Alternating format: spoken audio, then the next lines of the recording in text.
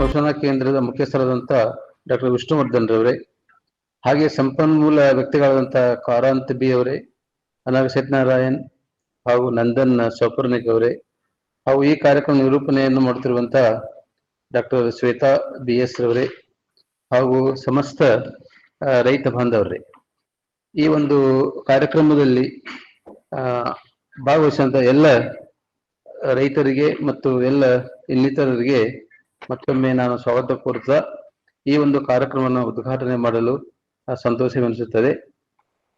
So export opportunities ಇನ್ horticulture produce ಅಂದ್ರೆ ತೋಟಗಾರಿಕೆ ಬೆಳೆಗಳಲ್ಲಿ ರಫ್ತಿಗೆ ಅವಕಾಶಗಳು ಮತ್ತು ಉತ್ತಮ ಬೇಸಾಯ ಪದ್ಧತಿಗಳ ಅನುಷ್ಠಾನ ಎಂಬ ಈ ಒಂದು ಶೀರ್ಷಿಕೆ ಬಹಳ ಮಹತ್ವವಾದಂತಹ ಒಂದು ಇದು ಟಾಪಿಕ್ ಅಂತ ಹೇಳ್ಬೋದು.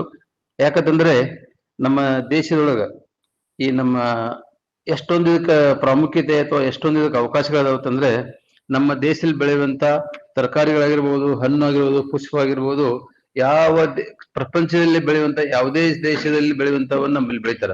ಯಾಕಂದ್ರೆ ನಮ್ಮ ದೇಶ ಎಂಥ ದೇಶ ಅಂದ್ರೆ ಇದರಲ್ಲಿ ಉಷ್ಣವಲಯ, ಸಮಶೀತೋಷ್ಣ ವಲಯ ಮತ್ತು ಶೀತ ವಲಯಗಳೆಂಬ ವಿವಿಧ ವಲಯಗಳಿರೋದ್ರಿಂದ ಜಗತ್ತಿನಲ್ಲಿ ಬೆಳೆಯುವಂತ ಎಲ್ಲಾ ಹಣ್ಣು, ತರಕಾರಿ, ಪುಷ್ಪ, ಔಷಧಿ ಎಲ್ಲ ಬೆಳೆಗಳಲ್ಲಿ ಬೆಳೆಯುವಂತ ಒಂದು ದೇಶ ಇದು. ಅದಕ್ಕೆ ಈ ದೇಶದಲ್ಲಿ ಈ ಒಂದು ರಫ್ತಿಗೆ ಎಷ್ಟು ಅವಕಾಶ ಅಂತಂದ್ರೆ ಅದನ್ನ ನಾವು ಲೆಕ್ಕ ಮಾಡ್ಲಿಕ್ಕಾಗಲ್ಲ ಅಂತ ಹೇಳ್ಬೋದು. ಅಷ್ಟು ಬೆಳೆಗಳನ್ನ ನಮ್ಮ ಈ ಒಂದು ಭೂಮಿಯಲ್ಲಿ ನಾವು ಈ ಒಂದು ನಾಡಿನಲ್ಲಿ ಬೆಳೆಯಬಹುದು. So this is mainly because of diversified climatic conditions.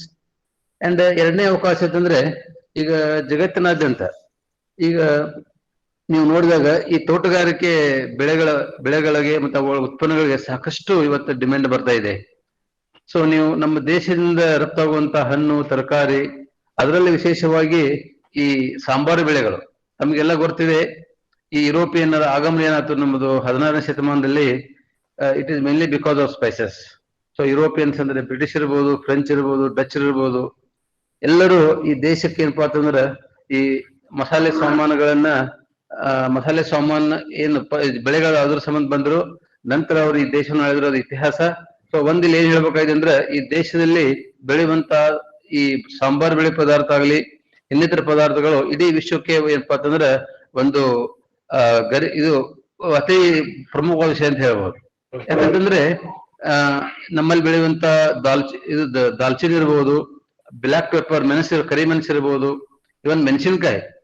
So ನೀವು ಒಟ್ಟು ವಿಶ್ಲೇಷಣೆ ಮಾಡಿದಾಗ 2001ರಿಂದ ಇಲ್ಲಿವರೆಗೆ 21 ವರ್ಷದೊಳಗ ಯಾವುದು ಕೇವಲ 8,000 ಕೋಟಿ ಇತ್ತು ನಮ್ಮ ಈ ರಫ್ತಿನಿಂದ ಆದಾಯ, ಇವತ್ತು 2021ರೊಳಗೆ ಅದು 63,000 ಕೋಟಿ ಆಗಿದೆ. ಸುಮಾರು 55,000 ಕೋಟಿ ಜಾಸ್ತಿ ಆಗಿದೆ ಅಂದ್ರೆ ಸೊ ರೈತರಲ್ಲಿ ನಿಧಾನವಾಗಿ ಈ ರಫ್ತು ವಹಿವಾಟಿನ ಬಗ್ಗೆ ಒಂದು ವಿಚಾರ ಬರ್ತಾ ಇದೆ. ಬಟ್ ಏನಂದ್ರೆ ನಮ್ಮಲ್ಲಿ ಟೆಕ್ನಿಕಲ್ ಅಂದ್ರೆ ತಾಂತ್ರಿಕತೆಯ ಒಂದು ಜ್ಞಾನದ ಅಭಾವ ಈ ನಮ್ಮ ರೈತರಲ್ಲಿ ಕಾಡ್ತಾ ಇದೆ. ಈಗ ಯಾವುದೇ ಒಬ್ಬ ರೈತ ಯಾವುದೋ ಒಂದು ಜಿಲ್ಲೆಯಿಂದ ತನ್ನ ಮಾವಿನ ಹಣ್ಣುಗಳನ್ನ ಬೇರೆ ದೇಶಕ್ಕೆ ಕಳಿಸಬೇಕಂದ್ರೆ ಅವನಿಗೆ ಇನ್ನೂ ಕರೆಕ್ಟ್ ಗೊತ್ತಿಲ್ಲ. ಅದಕ್ಕೆ in this regard whatever the APEDA is doing, APEDA ಸಂಸ್ಥೆಯನ್ನು ಮಾಡುವಂತ ಈ ಕಾರ್ಯಕ್ರಮಗಳು ನಿಜವಾಗಿಯೂ ಅರ್ಥಮಯ ನನಗೆ ಅನಿಸ್ತದ. ಈಗ ನೋಡ್ರಿ, ಈಗ ನಮ್ಮ ಹಾನಗಲ್ ತಾಲೂಕಿನಲ್ಲಿ ಹಾವೇರಿ ಜಿಲ್ಲೆಯಲ್ಲಿ ಬೆಳೆಯುವಂತ ಈ ಮಾವಿನ ಹಣ್ಣು ಈಗ ನಾವು ಯುರೋಪಿಯನ್ ಕಂಟ್ರಿಗಳಲ್ಲಿ ಅಥವಾ ಅರೇಬಿಯನ್ ಕಂಟ್ರಿ ಕಳಿಸಬೇಕಂದ್ರೆ ಎಷ್ಟೋ ಜನರಿಗೆ ಗೊತ್ತಿಲ್ಲ. ಇಲ್ಲಿ ಏನಾಗ್ತದೆ ಅಂದ್ರೆ ಮಿಡಲ್ ಮೆನ್ ಅಂದ್ರೆ ಮಧ್ಯವರ್ತಿಗಳೇ ಹೆಚ್ಚು ಡಾಮಿನೆಂಟ್ ಆಗಿರೋದ್ರಿಂದ ನಿಜವಾದ ಈ ಫಲಾನುಭವಿಗಳಿಗೆ ಕೆಲವೊಂದ್ಸಲ ಈ ಆರ್ಥಿಕ ಲಾಭಗಳು ಸಿಗುದಿಲ್ಲ. ಸೊ ಈ ಒಂದು ದೃಷ್ಟಿಯಲ್ಲಿ ನಮ್ಮ ದೇಶದೊಳಗ ಈ ಬೆಳೆ ಅಂದ್ರೆ ತೋಟಗಾರಿಕೆ ಬೆಳೆಗೆ ಸಾಕಷ್ಟು ಅವಕಾಶಗಳಿವೆ.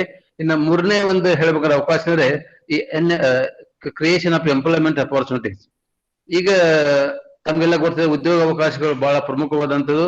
ನಮ್ಮ ಮಾನ್ಯ ಪ್ರಧಾನಮಂತ್ರಿಗಳು ಕೂಡ ಈ ದಿಶೆಯಲ್ಲಿ ಸಾಕಷ್ಟು ಒತ್ತು ಕೊಟ್ಟು ಹೇಳ್ತಾ ಇದ್ದಾರೆ. ಸೊ ಯಾವುದೇ ಒಂದು ನಾವು ಕಾರ್ಯ ಮಾಡಿದ್ರೆ, ಯಾವುದೇ ಒಂದು ನಾವು ಕಾಯಕವನ್ನ ಮಾಡಿದ್ರೆ ಅದರಿಂದ ಜನರಿಗೆ ಈ ಉದ್ಯೋಗಗಳ ಒಂದು ಸೃಷ್ಟಿ ಆಗ್ಬೇಕು. ಸೊ ಈ ರಫ್ತು ಉದ್ಯಮವನ್ನ ನಾವು ಹೆಚ್ಚು ಉತ್ತೇಜನ ಮಾಡಿದ್ರೆ ಹೆಚ್ಚು ಏನಪ್ಪಾ ಅಂತಂದ್ರೆ ಉದ್ಯೋಗ ಅವಕಾಶಗಳು ಸಿಗ್ತಾವು. ಉದಾಹರಣೆ, ಈಗ ನಾವು ಟೀ ಇಂಡಸ್ಟ್ರಿ ಅಂದ್ರೆ ಚಹಾದ ಒಂದು ತಗೊಂಡ್ರೆ ಸುಮಾರು 10 ಲಕ್ಷ ಮೇಲ್ಪಟ್ಟ ಜನ ಒಂದು ಟೀ ಇಂಡಸ್ಟ್ರಿ ಒಳಗೆ ತೊಡಗಿರುತ್ತೆ ನಮ್ಗೆ ತಿಳಿದು ಬರ್ತದೆ. ಸೊ ಇಂಡಿಯನ್ ರೈಲ್ವೆ ನಂತರ ಬಿಟ್ರೆ ನಮ್ಮ ಟೀ ಇಂಡಸ್ಟ್ರಿಯಲ್ಲಿ ಸಾಕಷ್ಟು ಜನರಿಗೆ ಉದ್ಯೋಗ ಅವಕಾಶ ಇದೆ. ಸೊ ಹೇಗೆ ಟೀ, ಕಾಫಿ ಇವೇನ್ ನಮ್ಮ ಪ್ಲಾಂಟೇಶನ್ ಬೆಳೆ ಅಂತ ಹೇಳ್ತೀವಿ, ಅವುಗಳಲ್ಲಿ ಏನೊಂದು ಸಾಧನೆ ಆಗಿದೆ ನಮ್ಮ ಸುಮಾರು ವರ್ಷಗಳಿಂದ. ಅದೇ ಸಾಧನೆ ನಾವು ಮಾವಿನ ಬೆಳೆಯಲ್ಲಿ, ಯಾಕಂದ್ರೆ ಮಾವು ಬೆಳೆ ಅದು ಸೀಸನಲ್. ಸೊ ಏಪ್ರಿಲ್ ಇಂದ ಜುಲೈ ತನಕ ಬರ್ತದೆ. ಸೊ ನಮ್ಮಲ್ಲಿ ಎಂತ ಟೆಕ್ನಾಲಜಿ ಬರ್ಬೇಕಂದ್ರೆ ಆಪಲ್ ಅನ್ನ ಹೇಗೆ ಥ್ರೂಔಟ್ ಇಯರ್ ವರ್ಷ ಇಡೀ ಸಿಗುವಂಗ ಒಂದು ಟೆಕ್ನಾಲಜಿ ಇದೆ, ಹಂಗ ನಾವೇನಾದ್ರೂ ಮಾವಿನ ಹಣ್ಣಿಗೆ ಮಾಡಿದ್ವಿ ಅಂದ್ರೆ ಇಡೀ ಪ್ರಪಂಚದಾದ್ಯಂತ ಮಾವಿಗೆ ಎಷ್ಟು ಬೇಡಿಕೆ ಬರ್ತದ, ಮತ್ತೆ ಎಷ್ಟೊಂದು ನಾವು ಡಾಲರ್ ಹಣ ಗಳಿಸಬಹುದು. ತಮ್ಗೆಲ್ಲರಿಗೂ ಗೊತ್ತಿದೆ ಯಾವ ಬೆಳೆಗಳು ಡಾಲರ್ ನಲ್ಲಿ ಹಣವನ್ನ ಗಳಿಸುವ ಒಂದು ಸಾಮರ್ಥ್ಯ ಹೊಂದಿವೆ. ಅವಕ್ಕೆ ಸಪರೇಟ್ ಬೋರ್ಡ್ ಇದೆ, ಟೀ ಬೋರ್ಡ್ ಇದೆ, ಕಾಫಿ ಬೋರ್ಡ್ ಇದೆ, ರಬ್ಬರ್ ಬೋರ್ಡ್ ಇದೆ. ಯಾಕೆ ಬೋರ್ಡ್ ಮಾಡಿದಾರೆ ಅಂತಂದ್ರೆ ಅವ್ರ ರಫ್ತು ಸಾಮರ್ಥ್ಯವನ್ನು ನೋಡಿ. ಸೊ ನಾ ಈ ಒಂದು ಸಂದರ್ಭದಲ್ಲಿ ಏನ್ ಹೇಳ್ಬೇಕಂತಂದ್ರೆ, ನಾವು ರಫ್ತು ಮಾಡುವಲ್ಲಿ ಸಾಕಷ್ಟು ಅಡೆತಡೆಗಳಿದಾವ್, ನಮ್ಮ ಅಪೇಡದವ್ರಿಗೆ ಗೊತ್ತಿದೆ. ಸೊ ಫಸ್ಟ್ ಅಂದ್ರೆ ಈ ರೆಸಿಡಿಯಲ್ ಇಫೆಕ್ಟ್ ಅಂದ್ರೆ ಈ ಪೆಸ್ಟಿಸೈಡ್ ಏನ್ ನಾವು ಯೂಸ್ ಮಾಡ್ತೀವಿ, ಈ ಇನ್ಸೆಕ್ಟಿಸೈಡ್ ನಾವು ಏನ್ ಮಾಡ್ತೀವಿ, ಅವುದೇ ಒಂದು ಮೇಜರ್ ನಮಗೆ ಏನಪ್ಪಾ ಅಂತಂದ್ರೆ ಸಮಸ್ಯೆ ಇದೆ. ಸೊ ಎಲ್ಲಾ ಬೆಳೆಗಳಲ್ಲಿ ನಾವು ನೋಡಿದಾಗ ಪೆಸ್ಟಿಸೈಡ್ ರೆಸಿಡು ಮೇಜರ್ ಪ್ರಾಬ್ಲಮ್ ಇದೆ. ನಾವು ಮಾವಿನ ಗಿಡ ಒಂದೇ ತಗೊಂಡ್ರೆ ಸಲ ಮಾವಿನ ಹಣ್ಣುಗಳ ಕನ್ಸೈನ್ಮೆಂಟ್ ಹೊಳ್ಳಿ ಕಳಿಸ್ತಾರ ಈ ಬೇರೆ ಬೇರೆ ಕಂಟ್ರಿಯಿಂದ, because our farmers have adapted to spray various chemicals. So in this regard, it is the responsibility of the university, ನಮ್ಮ ವಿಶ್ವವಿದ್ಯಾಲಯ ಮತ್ತು ಅಫೇಡ ಈ ಜವಾಬ್ದಾರಿ ಅಂತಂದ್ರೆ ಮಾವಿನ ಗಿಡವನ್ನ ಮಾವಿನ ಹಣ್ಣುಗಳನ್ನ ರಫ್ತು ಮಾಡ್ಬೇಕಂದ್ರೆ ಏನ್ ನಾವು ಔಷಧಿ ಹೊಡಿತೀವಲ್ಲ ಅದನ್ನ ಒಂದು ಇದು ಪೀರಿಯಡ್ ಇರ್ತದೆ. ಸೊ ನಾವು ಚಿಕ್ಕದಿದ್ದಾಗನೇ ಅದನ್ನ ಕೆಲವೊಂದು ಔಷಧಿಗಳಿದಾವೆ ಹೆಚ್ಚು ಮಾರಕವಾಗದಂತ ಇವತ್ತೇನಪ್ಪಾ ಅಂದ್ರೆ ಕೆಮಿಕಲ್ಸ್ ಹೊಡಿಬಹುದು ಅಥವಾ ಆರ್ಗ್ಯಾನಿಕ್ ಕೆಮಿಕಲ್ಸ್ ಹೊಡಿಬಹುದು. ಬಟ್ ಆರ್ಗ್ಯಾನಿಕ್ ಕೆಮಿಕಲ್ಸ್ ಅಷ್ಟು ಇಫೆಕ್ಟಿವ್ ಆಗುದಿಲ್ಲ ಮ್ಯಾಂಗೋದೊಳಗ, ಯಾಕೆ ಮಾವಿನ ಗಿಡದಲ್ಲಿ ಹಾಪರ್ಸ್ ಮತ್ತೆ ಪೌಡರ್ ಮೇಲೆ ಕಂಟ್ರೋಲ್ ಬಹಳ ಡಿಫಿಕಲ್ಟ್ ಇದೆ ಕೆಲವೊಂದು ಪ್ರದೇಶದೊಳಗ. ಸೊ ಇಷ್ಟು ಡಿಫಿಕಲ್ಟ್ ಇದ್ರೂ ನಾವು ಕೆಲವೊಂದು ಕೆಮಿಕಲ್ಸ್ ಇದೆ, ಸೊ ಗ್ರೀನ್ ಮಾಲಿಕ್ಯೂಲ್ ಅನ್ನು ಹೊಡಿಬಹುದು ಅಥವಾ ಕೆಲವೊಂದು ವೇಟಿಂಗ್ ಪೀರಿಯಡ್ ಇರ್ತದೆ, ಆ ಒಂದು ವೇಟಿಂಗ್ ಪೀರಿಯಡ್ ಗನ್ನಲ್ಲಿ ಇಟ್ಟುಕೊಂಡು ನಾವು ಏನಪ್ಪಾ ಅಂತಂದ್ರೆ ಸ್ಪ್ರೇ ಮಾಡಬಹುದು. ಸೊ ಇದು ಒಂದು ಅತಿ ಪ್ರಮುಖವಾದಂತ ವಿಷಯ ನಾವು. ಸೊ ನನಗೆ ಅಫೇಡದವ್ರು ಮೋಸ್ಟ್ಲಿ ರಿಸೋರ್ಸ್ ಪರ್ಸನ್ ಇದಾರೆ, ಅವ್ರು ಹೇಳ್ಬೋದು ಅನ್ಸುತ್ತೆ ನನಗ. ಇನ್ನೊಂದು ನಮ್ಮಲ್ಲಿ ಈಗ export of post harvest produce. So ನಮ್ಮ ದೇಶದೊಳಗ ಸುಮಾರು ಇನ್ನು 100 kg ಏನಾದ್ರು ಹಣ್ಣು ತರಕಾರಿ ಬೆಳೆದ್ರೆ ಎಷ್ಟು ಹಾರ್ಡ್ಲಿ ಒಂದು 2-3% ಮಾತ್ರ ನಮ್ಮಲ್ಲಿ ಏನಾಗ್ತದೆ ಸಂಸ್ಕರಣೆ ಆಗ್ತದೆ. ಅದೇ ನೀವು ಬ್ರೆಜಿಲ್, ಫಿಲಿಪೈನ್ಸ್, ಬರೀ ಒಂದು ಏಷ್ಯನ್ ಕಂಟ್ರಿ ಫಿಲಿಪೈನ್ಸ್ ಅಲ್ಲಿ ಇವತ್ತು 80% ಏನಪ್ಪಾ ಅಂತಂದ್ರೆ ಪ್ರೊಸೆಸ್ ಮಾಡ್ತಾರೆ, ಸಂಸ್ಕರಣೆ ಮಾಡ್ತಾರ. ನಮ್ಮಂಗೆ ಅದು ಒಂದು ಡೆವಲಪಿಂಗ್ ಕಂಟ್ರೀಸ್. ಇವನ್ ಬ್ರೆಜಿಲ್ ಮೋರ್ ದನ್ 60% ಇದು ಮಾಡ್ತಾರ. ಅಮೆರಿಕಾದಲ್ಲಿ ಅಂದ್ರೆ ಅದು ಮುಂದುವರೆದ ದೇಶ, ಅಲ್ಲಿ ಕೂಡ 60-70% ಪ್ರೊಸೆಸ್ಡ್ ವೆಜಿಟೇಬಲ್ ಪ್ರೊಡಕ್ಷನ್ ಮಾಡ್ತಾರೆ. ಅದಕ್ಕೆ ನಮಗೆ ಒಂದು ಸೌಭಾಗ್ಯ ಬಂದಿದೆ ನಮ್ಮ ದೇಶಕ್ಕೆ. ಈ ಒಂದು ಏನಪ್ಪಾ ಆತ್ಮನಿರ್ಭರ ಯೋಜನೆಯಲ್ಲಾಗ್ಲಿ ಅಥವಾ ಬೇರೆ ಬೇರೆ ಯೋಜನೆಯಲ್ಲಿ, ಯಾಕ ಒಂದು ಮೋದಿಜಿ ಅವರು ಇದರಲ್ಲಿ ಒಂದು ಸಪರೇಟ್ ಮಿನಿಸ್ಟರ್ನೇ ಆಗಿದೆ ಫುಡ್ ಪ್ರೊಸೆಸಿಂಗ್ ಇಂಡಸ್ಟ್ರಿ ಅಂತ ಹೇಳಿ. ಸೊ ಆ ಒಂದು ಹಿನ್ನೆಲೆಯಲ್ಲಿ ನಮ್ಮ ರೈತರಿಗೆ ಮತ್ತೆ ನಮ್ಮ ಉತ್ಪಾದಕರಿಗೆ ಈಗ ಸಾಕಷ್ಟು ಅವಕಾಶಗಳು ಒದಗಿ ಬಂದಿವೆ ಎಕ್ಸ್ಪೋರ್ಟ್. ಸೊ ಅದಕ್ಕೆ ಈಗ ನೀವು 5 ನಿಮಿಷ ಟೈಮ್ ಕೊಟ್ರಿ ಅಂತ ಹೇಳಿ ನನಗೆ ಹೇಳಕ್ ಆಗ್ತಾ ಇಲ್ಲ, ಸಾಕಷ್ಟು ವಿಚಾರಗಳಿದ್ದು ಹೇಳಿಕೆ. ಬಟ್ ಏನ್ ರಿಸೋರ್ಸ್ ಪರ್ಸನ್ ಅಲ್ಲ ಅವ್ರು ಯಾವ ರೀತಿ ನಮ್ಮ ರೈತರು ಸ್ಟಾರ್ಟ್ ಆಗ್ಬೇಕು. ಈಗ ಒಬ್ಬ ಬಿಜಾಪುರದಿಂದ ದ್ರಾಕ್ಷಿ ಬೆಳೆಗಾರ ದ್ರಾಕ್ಷಿಯನ್ನು ಕಳಿಸ್ಬೇಕಾರ, ಪ್ರಮುಖ ದಾಳಿಂಬೆಯನ್ನು ಕಳಿಸ್ಬೇಕಂತಂದ್ರ, ಅದೇ ಕೋಲಾರದಿಂದ ಮಾವಿನ ಹಣ್ಣನ್ನ, ಟೊಮ್ಯಾಟೋವನ್ನ ಸೊ ಬೇರೆ ಬೇರೆ ದೇಶಗಳಿಗೆ ರಫ್ತು ಮಾಡ್ಬೇಕಂದ್ರೆ what are the standards to be followed. So ಅದೇ ಸ್ಟ್ಯಾಂಡರ್ಡ್ಸ್ ಇದೆ. ಮಾವಿನ ಸೈಜ್ ಎಷ್ಟಿರ್ಬೇಕು, ಆ ಹಣ್ಣಿನ ಕಲರ್ ಹೆಂಗಿರ್ಬೇಕು. So there are so many criteria based on which standards have been defined in most of the crop, but only it has to be popularized among farmers. So in this regard, I would like to insist and also request the AFEDA people who are directly involved in this export process business, this one activities, they have to take lot of things into cognizance so as to promote the sense of this exporting the horticulture produce among the farmer. So with this I wish to conclude my inaugural speech. ಪ್ರೀತಿಯ ರೈತ ಬಾಂಧವರೇ, ನಾನು ಇನ್ನೊಂದ್ಸಲ ತಮಗೆ ಹೇಳ್ತೀನಿ, ಈಗ ಕೋಲಾರದಲ್ಲಿ ಇನ್ನು ಕೆಲವೊಂದು ಪ್ರದೇಶಗಳಲ್ಲಿ ಯಾಕೆ ರೈತ ಹೆಚ್ಚಿನ ಒಂದು ಜ್ಞಾನವನ್ನ ಬೇರೆ ಬೇರೆ ಬೆಳೆ ಸಂಪಾದಿಸಿ ಹೇಗೆ ಮುಂದುವರಿತಾ ಇದಾರ, ಆ ರೀತಿ ಎಲ್ಲರೂ ನಾವು ಬೀದರ್ ಹಿಡ್ಕೊಂಡು ಚಾಮರಾಜನಗರ ಜಿಲ್ಲೆಯವರೆಗೆ, ಮಂಗಳೂರು ಹಿಡ್ಕೊಂಡು ಈ ಕಡೆ ಚಿತ್ರದುರ್ಗವರೆಗೆ ಎಲ್ಲ ದಿಕ್ಕುಗಳಿಂದ ಈ ರೈತರು ಈ ಒಂದು ಈ ಅದು ಇತ್ತಿತ್ತಲಾಗಿ ಈ FAO ಒಳಗಿದೆ ಎಲ್ಲ ಕಡೆ. ಈ FAO ಮುಖಾಂತರ ಜನರಲ್ಲಿ ಈ ರಫ್ತುಗಳ ಬಗ್ಗೆ ಒಂದು ಹೊಸ ಒಂದು ಏನಪ್ಪಾ ಅಂತಂದ್ರೆ ಮಂಥನ ಆಗ್ಬೇಕು, ಮತ್ತು ಹೊಸ ಒಂದು ಕ್ರಾಂತಿ, ಹೇಗೆ ಹಸಿರು ಕ್ರಾಂತಿ ಆಯ್ತು ನಮ್ಮದು 65-66ರಲ್ಲಿ, ಹಾಗೆ ಈಗ ನಾವು ಎಕ್ಸ್ಪೋರ್ಟ್ ಇದರಲ್ಲಿ ಕ್ರಾಂತಿ ಮಾಡಿದ್ರೆ ಖಂಡಿತ ಏನಪ್ಪಾ ಅಂತಂದ್ರೆ ರೈತರ ಇನ್ಕಮ್ ಅಂದ್ರೆ ಏನು ಉತ್ಪನ್ನ ಕೂಡ ದ್ವಿಗುಣವಾಗಲು 100% ಸಾಧ್ಯತೆ ಅಂತ ಹೇಳ್ತಾ ನನಗೆ ಇಲ್ಲಿ 4 ಮಾತನಾಡಲು ಅವಕಾಶ ಮಾಡಿಕೊಟ್ಟಂತ ಎಲ್ಲ ಸಂಘಟನೆಗೆ ವಂದಿಸ್ತಾ ನನ್ನ ಮಾತಿಗೆ ವಿರಾಮ ಕೊಡ್ತೀನಿ. ಜೈ ಹಿಂದ್, ಜೈ ಕರ್ನಾಟಕ. ಧನ್ಯವಾದಗಳು. ತೋಟಗಾರಿಕಾ ಬೆಳೆಗಳಲ್ಲಿ ರಫ್ತಿಗೆ ಯಾವೆಲ್ಲ ಅವಕಾಶಗಳಿದೆ, ರೈತರು ಅದನ್ನ ಹೇಗೆ ಉಪಯೋಗ ಮಾಡ್ಕೋಬಹುದು, ಮತ್ತೆ ನಮ್ಮ ವಿಶ್ವವಿದ್ಯಾಲಯ ಯಾವ ರೀತಿ ನಿಮ್ಗೆ ಪ್ರೋತ್ಸಾಹ ಕೊಡುತ್ತೆ, ಸೊ ಇದೆಲ್ಲ ಅಂಶಗಳನ್ನ ಉದ್ಘಾಟಕರ ಒಂದು ಭಾಷಣದಲ್ಲಿ ತಿಳಿಸ್ಕೊಟ್ಟಿದ್ದೀರಾ. ಹಾಗೆ ಒಂದು ಕಾರ್ಯಕ್ರಮಕ್ಕೆ ಚಾಲನೆ ನೀಡಿದ್ದೀರಾ ಸರ್. ನಮ್ಮೆಲ್ಲರ ಪರವಾಗಿ ತಮ್ಗೆ ಆತ್ಮೀಯವಾದ ಧನ್ಯವಾದಗಳು ಸರ್. ಈಗ ಕಾರ್ಯಕ್ರಮವನ್ನು ನಾವು ಮುಂದುವರಿಸ್ತಾ ಈ ಒಂದು ವಿಚಾರಗೋಷ್ಠಿಯ ಪ್ರಮುಖವಾಗಿ ಮೊದಲನೇ ಸಂಪನ್ಮೂಲ ವ್ಯಕ್ತಿಗಳು ಶ್ರೀ ಕಾರಂತ್ ಬಿ, ಸಲಹೆಗಾರರು, ಕೃಷಿ ಮತ್ತು ಸಂಸ್ಕರಿಸಿದ ಆಹಾರ ಉತ್ಪನ್ನ ರಫ್ತು ಅಭಿವೃದ್ಧಿ ಪ್ರಾಧಿಕಾರ ಅಪೆಡ, ಸೊ ಬೆಂಗಳೂರು, ಇವ್ರು ನಮ್ ಜೊತೆಗಿದ್ದಾರೆ.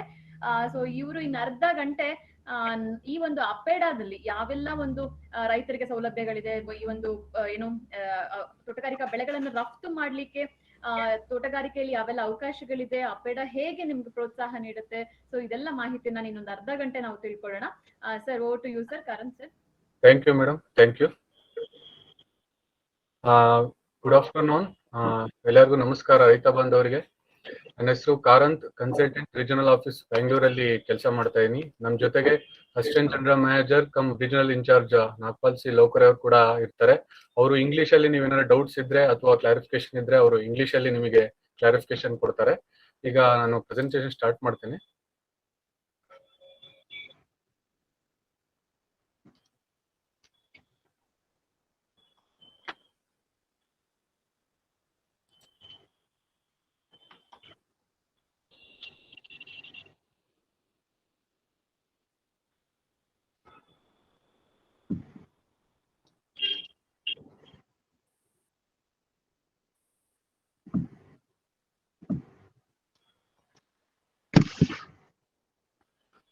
ಮೇಡಮ್ ವಿಸಿಬಲ್ ಇದೆಯಾ madam?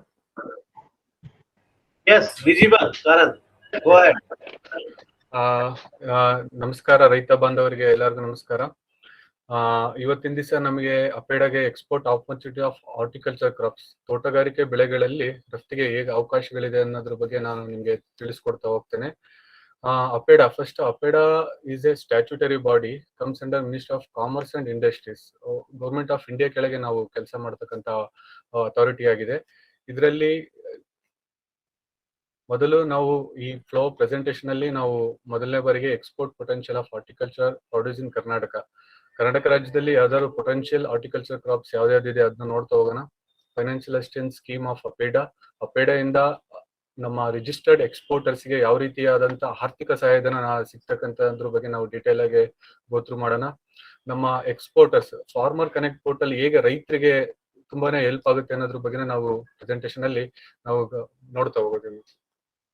Coming to the export potential crops, Karnataka ರಾಜ್ಯ one of the leading export state in our nation. ಯಾಕೆಂದ್ರೆ ಅಗ್ರಿಕಲ್ಚರ್ ಮತ್ತು ಹಾರ್ಟಿಕಲ್ಚರ್ ಪ್ರಾಡ್ಯೂಸ್ ನ ರಫ್ತು ಮಾಡೋದ್ರಲ್ಲಿ Karnataka one of the leading state ಅಂತ ನಾವು ಹೇಳಕ್ ಇಷ್ಟಪಡ್ತೀವಿ. ಯಾಕೆಂದ್ರೆ ಕರ್ನಾಟಕ ರಾಜ್ಯದಲ್ಲಿ ಅನುಕೂಲಕರವಾದಂತ ಕೃಷಿ ಹವಾಮಾನ ಪರಿಸ್ಥಿತಿಗಳು ಇದ್ದಾವೆ, ಮತ್ತೆ ಉದ್ಯಮ ಸ್ನೇಹಿಯಾದಂತ ಮಾರ್ಕೆಟ್ ಕೂಡ ಇರೋದ್ರಿಂದ ನಾವು ರಫ್ತು ಮಾಡಲು ಉತ್ತಮವಾದಂತ ಮತ್ತು ಹೆಚ್ಚಿನ ಸಾಮರ್ಥ್ಯಗಳನ್ನು ಕೂಡ ಹೊಂದಿದೆ ಅಂತ ಹೇಳ್ಬೋದು. ಫಸ್ಟ್ ನಾವು ಎಕ್ಸ್ಪೋರ್ಟ್ ಪೊಟೆನ್ಶಿಯಲ್ ಅಲ್ಲಿ ನಾವು ಗರ್ಕಿನ್ ಅಂತ ಕೂಡ ಹೇಳ್ಬೋದು. ಗರ್ಕಿನ್ ಅಥವಾ ಕುಕುಂಬರ್, ಇದು ಕೂಡ one of the potential crop in international market ಅಲ್ಲಿ ತುಂಬಾ ಪೊಟೆನ್ಶಿಯಲ್ ಕ್ರಾಪ್ ಅಂತ ಹೇಳ್ಬೋದು. ಯಾಕೆಂದ್ರೆ ಗರ್ಕಿನ್ ನ ತುಂಬಾ ಕನ್ಸ್ಯೂಮ್ ಮಾಡೋದು ಫಾರಿನ್ ಕಂಟ್ರೀಸ್ ಅಲ್ಲಿ ತುಂಬಾ ದಿನ ಯೂಸ್ ಮಾಡ್ತಾರೆ, especially Britannia peoples or white peoples ಇದನ್ನ ತುಂಬಾ ಯೂಸ್ ಮಾಡೋದ್ರಿಂದ ಇಂಡಿಯಾದಲ್ಲಿ ವೆರಿ ಲೆಸ್ ಕನ್ಸಂಪ್ಷನ್ ಇರೋದ್ರಿಂದ more demand in foreign countries. ಹಾಗಾಗಿ ಇದು ಮ್ಯಾಕ್ಸಿಮಮ್ ಪಿಕಲಿಂಗ್ ವೆರೈಟಿ ಆಗಿರೋದ್ರಿಂದ ಪ್ರೊಸೆಸ್ಡ್ ಫುಡ್ ಆಗಿ ತುಂಬಾ ಇದನ್ನ ಯೂಸ್ ಮಾಡ್ತಾರೆ. ಗರ್ಕಿನ್ ಅಥವಾ ಕುಕುಂಬರ್ಗೆ ಒಂದು ಗರ್ಕಿನ್ ಅಸೋಸಿಯೇಷನ್ ಆಫ್ ಕರ್ನಾಟಕ ಅಂತ ಕೂಡ ಇದೆ. ಇದ್ರ ಸಹಯೋಗದಿಂದ ನೀವು ಎಕ್ಸ್ಪೋರ್ಟ್ ಮಾಡೋದಕ್ಕೆ ತುಂಬಾ ಅವಕಾಶಗಳಿದೆ. ಅದನ್ನ ನಾವು ಮುಂದೆ ಯಾವ್ಯಾವ ಕಂಟ್ರಿಗೆ ಎಕ್ಸ್ಪೋರ್ಟ್ ಮಾಡ್ತಾರೆ ಅಂತ ಮುಂದಿನ ಸ್ಲೈಡ್ ಗಳಲ್ಲಿ ನೋಡ್ತಾ ಹೋಗೋಣ. ಪೊಮೊಗ್ರಾನೇಟ್ ಕೂಡ ತುಂಬಾ ಎಮರ್ಜಿಂಗ್ ಪ್ರಾಡಕ್ಟ್ ಅಂತ ಹೇಳ್ಬೋದು ಕರ್ನಾಟಕದಿಂದ. ಯಾಕೆಂದ್ರೆ ಚಿತ್ರದುರ್ಗ, ಕೊಪ್ಪಳ, ಬಳ್ಳಾರಿ, ಗುಲ್ಬರ್ಗ, ಚಿಕ್ಕಮಂಗ್ಳೂರ್, ರಾಯಚೂರ್ ಈ ಕೆಲವೊಂದು ಡಿಸ್ಟಿಕ್ ಗಳಲ್ಲಿ ತುಂಬಾನೇ ಡಾಮಿನೇಟ್ ಆಗಿ ಬೆಳಿತಕ್ಕಂತ ಬೆಳೆ ಆಗಿರೋದ್ರಿಂದ ಇದು ಮ್ಯಾಕ್ಸಿಮಮ್ ಶಿಪ್ಮೆಂಟ್ ಇಂದ ಎಕ್ಸ್ಪೋರ್ಟ್ ಆಗ್ತಾ ಇದೆ. ಹಾಗೆ ಇದು ಏರಿಯಲ್ ಕೂಡ ತುಂಬಾ ಎಮರ್ಜಿಂಗ್ ಆಗಿ ತುಂಬಾ ಅಪರ್ಚುನಿಟೀಸ್ ಇದೆ. ಏರಿಯಲ್ ಎಕ್ಸ್ಪೋರ್ಟ್ ಮಾಡೋದಕ್ಕೂ ಕೂಡ ತುಂಬಾ ಅಪರ್ಚುನಿಟಿ ಇದೆ. ಈ ಅಪೆಡಾ ಕೂಡ ಅದಕ್ಕೆ ಹೆಚ್ಚಿನ ಸಹಾಯ ಕೂಡ ಮಾಡತಕ್ಕಂತ ಹೇಳ್ಬೋದು. ಬ್ಯಾಂಗ್ಳೂರ್ ರೋಸ್ ಆನಿಯನ್ ಕೂಡ one of the potential crop ಅಂತ ಹೇಳ್ತೀವಿ. ಯಾಕೆಂದ್ರೆ Bangalore rose onion is A GI tag ಮತ್ತೆ ಗ್ಲೋಬಲ್ ಗ್ಯಾಪ್ ಇಂಡಿಕೇಶನ್ ಕೂಡ ಹೊಂದಿದೆ ಕರ್ನಾಟಕದಲ್ಲಿ. ಇದು ಯಾಕೆ ಫಾರಿನ್ ಕಂಟ್ರಿನಲ್ಲಿ ತುಂಬಾ ಎಕ್ಸ್ಪೋರ್ಟ್ ಗೆ ಡಿಮ್ಯಾಂಡ್ ಇದೆ ಅಂದ್ರೆ, Bangalore rose onion middle East countries ನಲ್ಲಿ ತುಂಬಾ ಡಿಮ್ಯಾಂಡ್ ಇರ್ತಕ್ಕಂತ ಕ್ರಾಪ್ ಆಗಿದೆ. Bangladesh, Sri Lanka, Indonesia, Malaysia, Philippines ಈ ದೇಶಗಳಲ್ಲಿ ತುಂಬಾ ಡಿಮ್ಯಾಂಡ್ ಇದೆ. ಬಿಕಾಸ್ ಇದರಲ್ಲಿ ಹೈ ಪಂಜೆನ್ಸಿ ಇರುತ್ತೆ, ಮತ್ತೆ ಹೈ ಪ್ರೋಟೀನ್ ಕಂಟೆಂಟ್ ಇದೆ, ಮತ್ತೆ ಇದರಲ್ಲಿ ನಿಮಗೆ ಪಿಕ್ಲಿಂಗ್ ವೆರೈಟಿ ಆಗಿರೋದ್ರಿಂದ ಇದನ್ನ ಪಿಕ್ಲಿಂಗ್ ಆಗಿ ಕೂಡ ಯೂಸ್ ಮಾಡ್ತಾರೆ ಫಾರಿನ್ ಕಂಟ್ರೀಸ್ ಅಲ್ಲಿ. ಹಾಗಾಗಿ Bengaluru rose onion especially Bangalore rural, Kolar and Chikkaballapura region ಅಲ್ಲಿ ಇದನ್ನ ಯಥೇಚ್ಛಾಗಿ ಬೆಳೆಯೋದ್ರಿಂದ ಇದು ಕೂಡ one of the export potential crop of Karnataka ಅಂತ ಕೂಡ ನಾವು ಹೇಳ್ಬೋದು. ಇದನ್ನ agriculture export policy and government of India ಕೂಡ ಇದನ್ನ ಕ್ಲಸ್ಟರ್ ಡೆವಲಪ್ಮೆಂಟ್ ಕ್ರಾಪ್ ಅಂತ ಕೂಡ ಐಡೆಂಟಿಫೈ ಮಾಡಿದ್ದಾರೆ. ಇದರಲ್ಲಿ ಬ್ಯಾಂಗ್ಳೂರ್ ಮತ್ತೆ ಕೋಲಾರ್ ಮತ್ತು ಚಿಕ್ಕಬಳ್ಳಾಪುರ ರೀಜನ್ ಅಲ್ಲಿ ಇದ್ರ ಬಗ್ಗೆ ಸಾಕಷ್ಟು ಕ್ಲಸ್ಟರ್ ಆಕ್ಟಿವಿಟೀಸ್ ಕೂಡ ಆಗ್ತಾ ಇದೆ. ಇದರಿಂದ ರೈತರು ಕೂಡ FPO ಜೊತೆ ಎಕ್ಸ್ಪೋರ್ಟರ್ಸ್ ಮರ್ಜ್ ಮಾಡಿಕೊಂಡು ಉತ್ತಮವಾದಂತ ರಫ್ತುಗಳನ್ನ ಮಾಡೋದಕ್ಕೆ ಸಾಕಷ್ಟು ಅವಕಾಶಗಳು ಸ್ಟೇಟ್ ನೋಡಲ್ ಏಜೆನ್ಸಿನೂ ಕೂಡ ಮಾಡ್ತಾ ಇದೆ, ಮತ್ತೆ ಸೆಂಟ್ರಲ್ ಗೌರ್ಮೆಂಟ್ ವಿತ್ ಸಹಕಾರದಿಂದ ಅಪೆಡಾದೊಂದಿಗೆ ಮಾಡ್ತಾ ಇರೋದ್ರಿಂದ ಬ್ಯಾಂಗ್ಳೂರ್ ರೋಸ್ ಆನಿಯನ್ ಕೂಡ one of the potential crop ಅಂತ ನಾವು ಹೇಳ್ತಾ ಹೋಗ್ತೇವೆ. ಮತ್ತೆ fresh mangoes especially Kolar Chikkaballapura region ಅಲ್ಲಿ ತುಂಬಾನೇ ಬೆಳಿತಕ್ಕಂತ ಕ್ರಾಪ್ ಇದಾಗಿರೋದ್ರಿಂದ ಮ್ಯಾಂಗೋ ಕೂಡ ತುಂಬಾ ಡಿಮ್ಯಾಂಡಿಂಗ್ ಕಂಟ್ರೀಸ್. ನಾವು ಮುಂದಿನ ಸ್ಲೈಡ್ ಗಳಲ್ಲಿ ನೋಡೋಣ ಮ್ಯಾಂಗೋ ಯಾವ್ಯಾವ ಕಂಟ್ರಿಗಳಲ್ಲಿ ತುಂಬಾ ರಫ್ತಾಗುತ್ತೆ, ಅದ್ರ ಬಗ್ಗೆ ನಾನು ಹೆಚ್ಚಿನ ಮಾಹಿತಿಯನ್ನ ಕೊಡ್ತಾ ಹೋಗ್ತೀನಿ. ಮತ್ತೆ consider floriculture is also one of the potential crop in Karnataka, especially timely requirement and as per requirement of importing countries. Importing countries ಗೆ ನೀಡ್ ಬೇಸ್ಡ್ ಆಗಿ ಟೈಮ್ಲಿ ಮತ್ತೆ ವೆರೈಟಲ್ ಸಪ್ಲೈ ಕೊಟ್ರೆ ಫ್ಲೋರಿಕಲ್ಚರ್ ಕೂಡ one of the potential crop ಅಂತ ನಾವು ಹೇಳ್ಬೋದು. ಮತ್ತೆ baby corn ಕೂಡ ಫಾರಿನ್ ಕಂಟ್ರಿಯಲ್ಲಿ ತುಂಬಾ ಡಿಮ್ಯಾಂಡ್ ಇದೆ, ಯಾಕೆಂದ್ರೆ baby corn used as a salad purpose and ಅಸ್ನೋ snacks purpose and vegetable salad. ಹೀಗಾಗಿ ಇದನ್ನ ಫಾರಿನ್ ಪೀಪಲ್ಸ್ ತುಂಬಾ ಜನ ಕನ್ಸ್ಯೂಮ್ ಮಾಡ್ತಾ ಇದ್ದಾರೆ. ಇದೆಲ್ಲ ತುಂಬಾ ಆಪರ್ಚುನಿಟಿ ಇದೆ, ಬೇಬಿ ಕಾರ್ನ್ ಗೆ ಎಕ್ಸ್ಪೋರ್ಟ್ ಪೊಟೆನ್ಶಿಯಲ್ ಗೆ ತುಂಬಾ ಅವಕಾಶ ಇದೆ. ಕಮಿಂಗ್ ಟು ದ ಚೀವ್ಸ್ ಕೂಡ ಇದು it's A medicinal aromatic plant ಆಗಿದೆ. ಮತ್ತೆ ಇದನ್ನ ಪಿಜ್ಜಾ ಮತ್ತೆ ಬರ್ಗರ್ ಗೆ ಸಾಕಷ್ಟು ಯೂಸ್ ಮಾಡೋದ್ರಿಂದ ಇದು ವೆಸ್ಟರ್ನ್ ಎಥ್ನಿಕ್ ಫುಡ್ ಕೂಡ ಆಗಿರೋದ್ರಿಂದ ಇದು ಫಾರಿನ್ ಕಂಟ್ರೀಸ್ ನಲ್ಲಿ ತುಂಬಾನೇ ಡಿಮ್ಯಾಂಡ್ ಇದೆ. ಇದು ಸೀಸನಲ್ ಆಗಿರೋದ್ರಿಂದ ನೀವು ಸೀಸನಲ್ ಮತ್ತೆ ಟೈಮ್ಲಿ ಬೇಸ್ಡ್ ಆಗಿ ನೀವು ಎಕ್ಸ್ಪೋರ್ಟರ್ ಮತ್ತೆ ಇಂಪೋರ್ಟರ್ ನ ಟಚ್ ಅಲ್ಲಿ ಇಟ್ಕೊಂಡು ಪ್ಲಾನ್ ಮಾಡಿದ್ರೆ ತುಂಬಾ ಡಿಮ್ಯಾಂಡ್ ಇದೆ ಅಂತ ಕೂಡ ಹೇಳ್ಬೋದು. ಮತ್ತೆ ಗ್ರೀನ್ ಚಿಲ್ಲಿನೂ ಕೂಡ ತುಂಬಾ ಪೊಟೆನ್ಶಿಯಲ್ ಇದೆ, but due to some pesticide residue identify ಆಗಿರೋದ್ರಿಂದ ಸಮ್ ಮ್ಯಾಕ್ಸಿಮಮ್ ರೆಸಿಡ್ಯೂ ಲೆವೆಲ್ ಕೂಡ ಇದರಲ್ಲಿ ಯಥೇಚ್ಛ ಕಂಡು ಬರ್ತಾ ಇದೆ. ಇದ್ರ ಬಗ್ಗೆ ರೈತರು ಸ್ವಲ್ಪ ಗಮನ ಹರಿಸಬೇಕಾಗುತ್ತೆ. ಈ ಇಂಪೋರ್ಟಿಂಗ್ ಕಂಟ್ರೀಸ್ ಅಲ್ಲಿ ತುಂಬಾ ಬ್ಯಾನ್ಡ್ ಪೆಸ್ಟಿಸೈಡ್ ರೆಸಿಡ್ಯೂ ಇದು ಐಡೆಂಟಿಫೈ ಆಗ್ತಾ ಇರೋದ್ರಿಂದ ಎಕ್ಸ್ಪೋರ್ಟ್ ಮಾಡೋದಕ್ಕೆ ಸ್ವಲ್ಪ ಅಬ್ಜೆಕ್ಷನ್ ಇದೆ. ಇದ್ರ ಬಗ್ಗೆ ನಾವು ಡಿಸ್ಕಸ್ ಮಾಡೋಣ. ಮತ್ತೆ ಸ್ವೀಟ್ ಕಾರ್ನ್ ಕೂಡ one of the potential crop ಅಂತ ನಾವು ಹೇಳ್ತಾ ಹೋಗ್ತೀವಿ. ಮತ್ತೆ ವೆಜಿಟೇಬಲ್ ಸೀಡ್ಸ್ ಆಲ್ಸೋ ತುಂಬಾ ಎಕ್ಸ್ಪೋರ್ಟ್ ಆಗ್ತಾ ಇದೆ, especially Kenya, African countries, middle eastern countries ಅಲ್ಲಿ ತುಂಬಾನೇ ಎಕ್ಸ್ಪೋರ್ಟ್ ಆಗ್ತಾ ಇದೆ. ಹೀಗಾಗಿ ಇದೆಲ್ಲ ನಮ್ಮ ಹಾರ್ಟಿಕಲ್ಚರ್ ಪ್ರಾಡಕ್ಟ್ಸ್, ಎಸ್ಪೆಷಲಿ ಅಪೇಡಾದಲ್ಲಿ ಈ 10 ಪ್ರಾಡಕ್ಟ್ಸ್ ತುಂಬಾನೇ ಎಕ್ಸ್ಪೋರ್ಟ್ ಪೊಟೆನ್ಶಿಯಲ್ ಆಗಿ ಇದೆ ಅಂತ ನಾನು ಹೇಳಕ್ ಇಷ್ಟಪಡ್ತೀನಿ. ಯಾವ್ಯಾವ ಕಂಟ್ರಿಗಳಿಗೆ ನಾವು ಎಕ್ಸ್ಪೋರ್ಟ್ ಮಾಡ್ತೀವಿ ಅನ್ನೋದ್ರ ಬಗ್ಗೆ ನಾವು ಡೀಟೇಲ್ ಆಗಿ ನೀವು ನೋಡ್ತಾ ಹೋಗಿ. ಜಸ್ಟ್ ನಾನು ಕ್ರಾಪ್ ವೈಸ್ ಹೋಗ್ತಾ ಹೋಗ್ತೀನಿ. These are all the countries maximum mangoes export ಆಗ್ತಕ್ಕಂಥ ಕಂಟ್ರೀಸ್ ಅಲ್ಲಿ ನಾವು ಆಕ್ಟಿವ್ ಕಂಟ್ರೀಸ್ ಇದನ್ನ ನಾನು ಇಲ್ಲಿ ಲಿಸ್ಟ್ ಔಟ್ ಮಾಡಿದ್ದೀನಿ. Mangoes Australia, UK, Austria, ಬೆಹರಿನ್, Belgium, Canada, China, ಹೀಗೆ ಈ ಕಂಟ್ರೀಸ್ ಗಳಲ್ಲಿ ನೀವು ಕಾನ್ಸಂಟ್ರೇಟ್ ಮಾಡಿದ್ರೆ ಎಕ್ಸ್ಪೋರ್ಟ್ ಗೆ ತುಂಬಾ ಅವಕಾಶಗಳಿದೆ. ಮತ್ತೆ ಪೊಮೊಗ್ರಾನೇಟ್ ಕೂಡ ನಾನು ಇಲ್ಲಿ ಲಿಸ್ಟ್ ಔಟ್ ಮಾಡಿದ್ದೀನಿ, ಬೇಕಾದ್ರೆ ನಾನು ಪ್ರೆಸೆಂಟೇಶನ್ ನ ಶೇರ್ ಮಾಡ್ತೀನಿ, ನೀವು ಇದ್ರ ಬಗ್ಗೆ ನೀವು ಓದ್ರೆ ನಿಮಗೆ ತುಂಬಾ ಅನುಕೂಲ ಆಗುತ್ತೆ. ಮತ್ತೆ ಬನಾನಾನ ಕೂಡ ಯಾವ್ಯಾವ ಕಂಟ್ರಿಗಳಿಗೆ ನಾವು ತುಂಬಾ ಎಕ್ಸ್ಪೋರ್ಟ್ ಮಾಡ್ತೀವಿ ಅನ್ನೋದ್ರ ಬಗ್ಗೆ ಇದರಲ್ಲಿ ನಾವು ಡೀಟೇಲ್ ಆಗಿ ನೋಡ್ತಾ ಹೋಗ್ತಾ ಇದೀವಿ. Grapes, pineapple, orange, potato, fresh chillies, okra, onion, tomatoes, bitter gourd is especially UK, UAE, Qatar. These are all the main demanding countries anta helbodu. Bitter gourds like bottle gourds, drumstick, cucumber. Chives more demand in Germany and Netherlands countries are more demanded countries anta ನಾವು ಕೂಡ ಹೇಳ್ತಾ ಹೋಗ್ತೀವಿ. ಮತ್ತೆ amaranthus, beans, beetroots, bitter gourd and bottle gourd. These are all the countries ನಾವು list out ಮಾಡಿರೋದು.